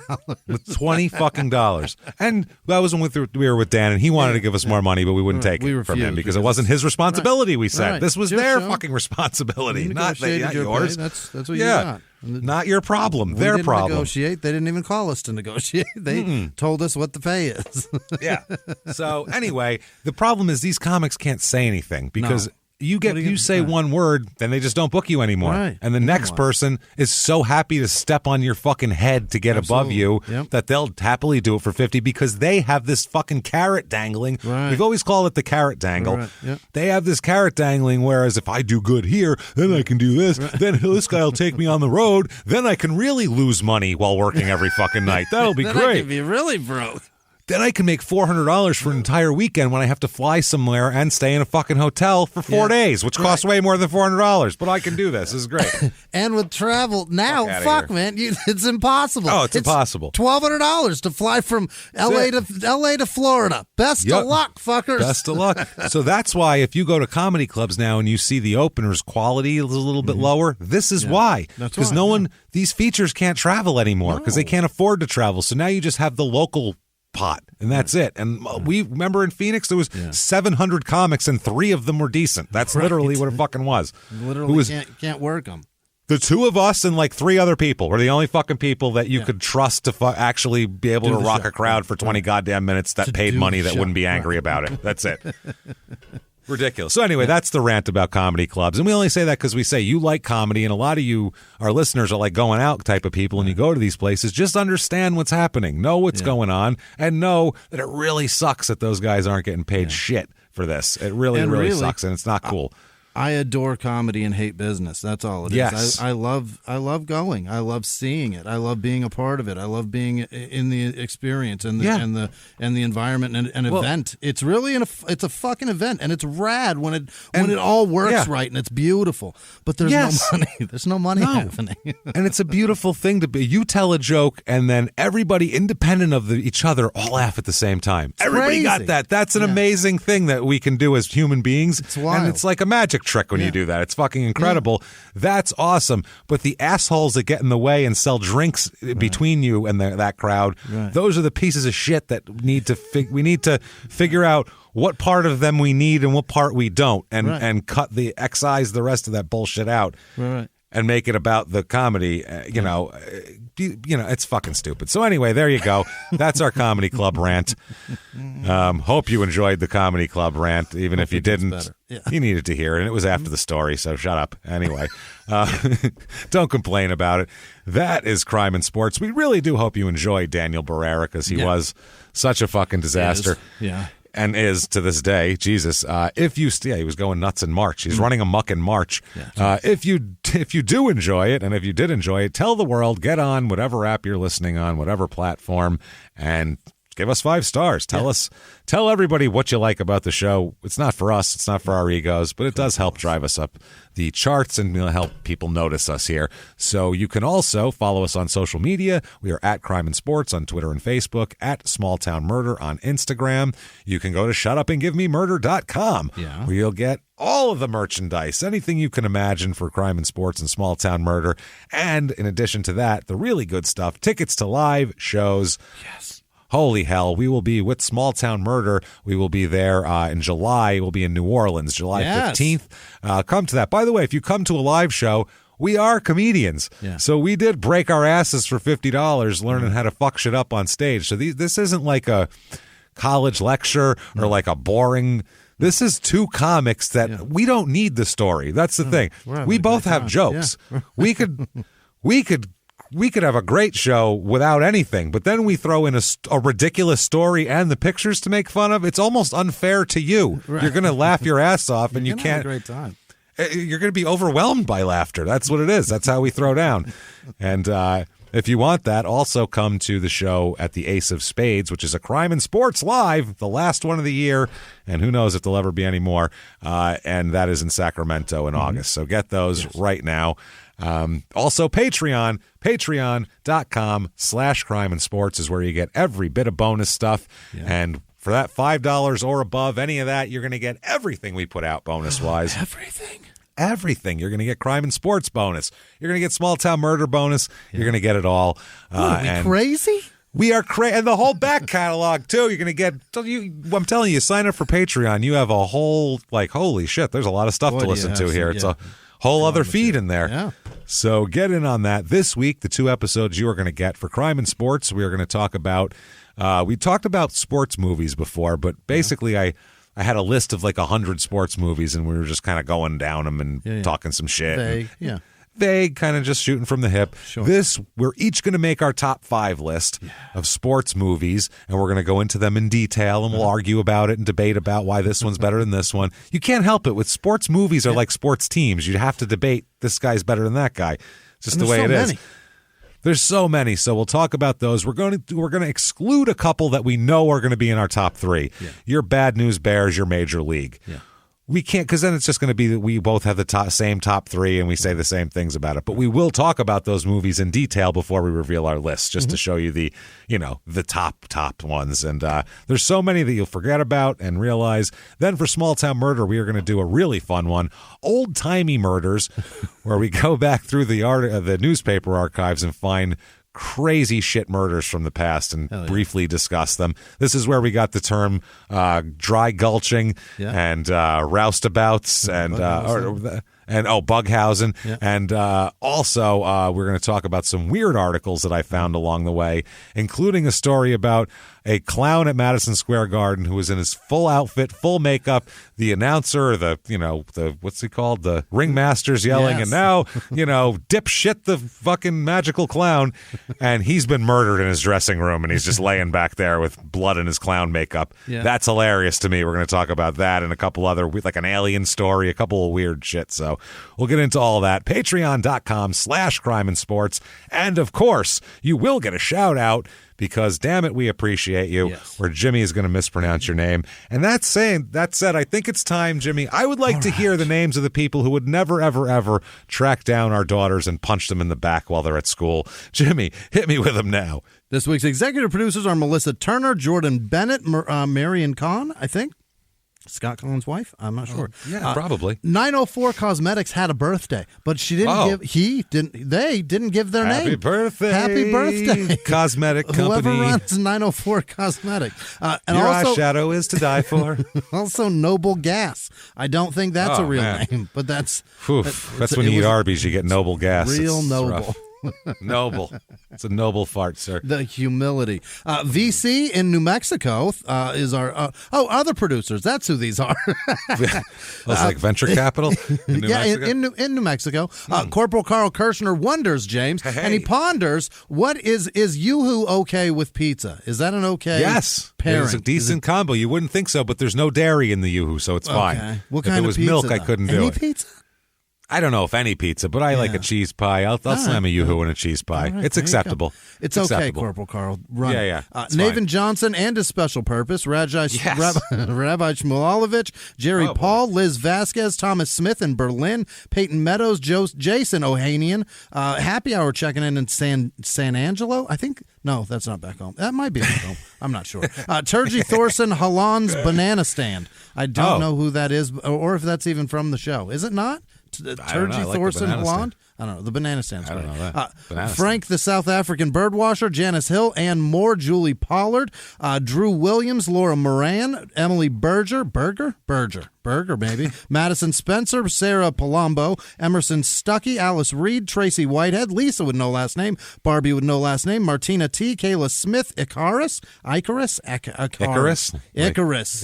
who flew too close to the sun. That might be the one. That Icarus. Steve Southern, Catherine Guilfoyle, Delaney Hanna, Brett Hagan, Jordan Johnson, Chris Bundy. Do you remember Kid Icarus, the Nintendo game? I do, but I didn't know It was a good that. game. It was what he was based on. He had little shoes and he couldn't get them. Never mind. That makes sense. Brendan with no last name, Heather Merchant, Raquel Hawkins, Daniel Tachella, Josh Loisel, I think, Lewisell. Fuck. Catherine Ryder, Christy Reynolds, Kevin James, probably not. Jessica Stope, Lindsay Parker, Cassie Erlin, David Hay, Harrison Campbell, Katarina Gilmore, Jasmine Poulsen, Timmy Thomas, Michael Matthias, Lily Tokar, Dan Teeter, Laura Iceland, Carrie Freer, I think, Casey Hamilton, Jennifer Templeton, Andrew Jordan, Les McCarty, Amanda Long, Rafael Quezada, Travis Yost, Peter Sylvia, Kira, Sama Shima, Shima. Okay. Maria Dieter, I think. Tiffany Little, Noble Gas. I said that. Cade Crowell, L. Paisley, Destiny Bass. Bass. It's probably Bass. Brooke Villinger, Sophie Pound. Oh, boy. Matt Ambelang. Phone Gerblaster. Okay. Jessica McConville, Liz Anderson. Nope, that's Andrews. Andrews. Allie Hofstetter. Marzi Fazagas, Haley Elaney. I wonder if I got a friend named Elaney. Sarah Jo Hotmess, Tammy Trott, Shannon Short, Travis Essman, Vicky Hawkins, Anna Everett, Omar with no last name, possibly from The Wire. User yes. may fuck off. Gregory Smith, Harrison Chittenden, Jasmine with no last name, Mitchell Boudreau, Kyle Merkert, Jennifer Haas, Isabel Michelini, Carrie Nelson, Loretta with no last name, Zachariah Merkin-Dutch Mussman, Christy, Mikhail Robin Sherrill, Parker Clifford, Philip Blevins, Chris with no last name, Amy Boardman, Justin Neely, Paw in the Hand, Paw in the hand. Mobile dog grooming. Ashley Kane, Rebecca McIntosh, Carly Diderickson, Isis Gogler. Oh boy. Erica Walker, Andrew Glassington, Jen Holcomb. Nice. Brad Johnson, Ben Cousins, Meth Addiction, Don Schleiser, Lily Hartgraves, yes, Amy Marchand, Kaylin Hernandez, Rachel Salinger, Lori Lynn, Anonymous Rusty, the S-Man, Kyle Grubb, Zachary Snyder, Conrad Antononic, Deirdre Escalante, Jebediah Llewellyn Duging, I think, Cody Monk, Anna McCreary, Laura Spurbeck, what is this? Jared Overfox, Cameron with no last name, Walter B. Jacob Guru, Ollie with no last name, Dakota Starr, April McGuire, Kirby, Julia Larson, William Wallison, Morrison Reed, Dana Bertram, Paul Middleton. Probably that's the family that makes those fucking Black and Milds, James. Middleton's that right? It's a Middleton, right? I believe so. I don't know. Connie Glotzback Sturgeon, Smelly West Virginia Schmegma. Jesus Christ. Okay. Dan with no last name, and all of our patrons, obviously. You guys are fucking fantastic. Thank you so much. Thank you, everybody, so much. You amazingly awesome, crazy, wild, cool fucking people. Thank you for all that you do.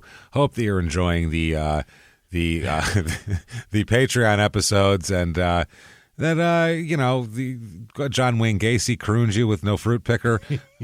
His top 10 hit. I'm No Fruit Picker. That was a good one.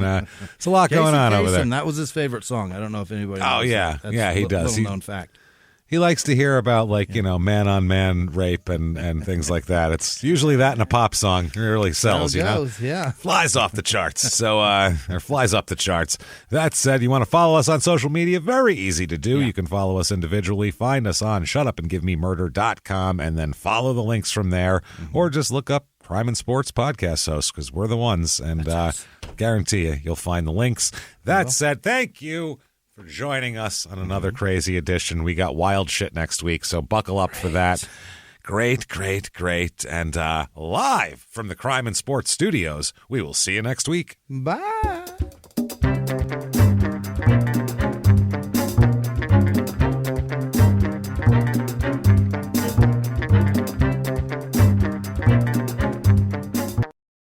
If you like crime and sports, you can listen early and ad-free now by joining Wondery Plus in the Wondery app or on Apple Podcasts. Prime members can listen early and ad-free on Amazon Music. Before you go, tell us about yourself by filling out a short survey at Wondery.com/survey.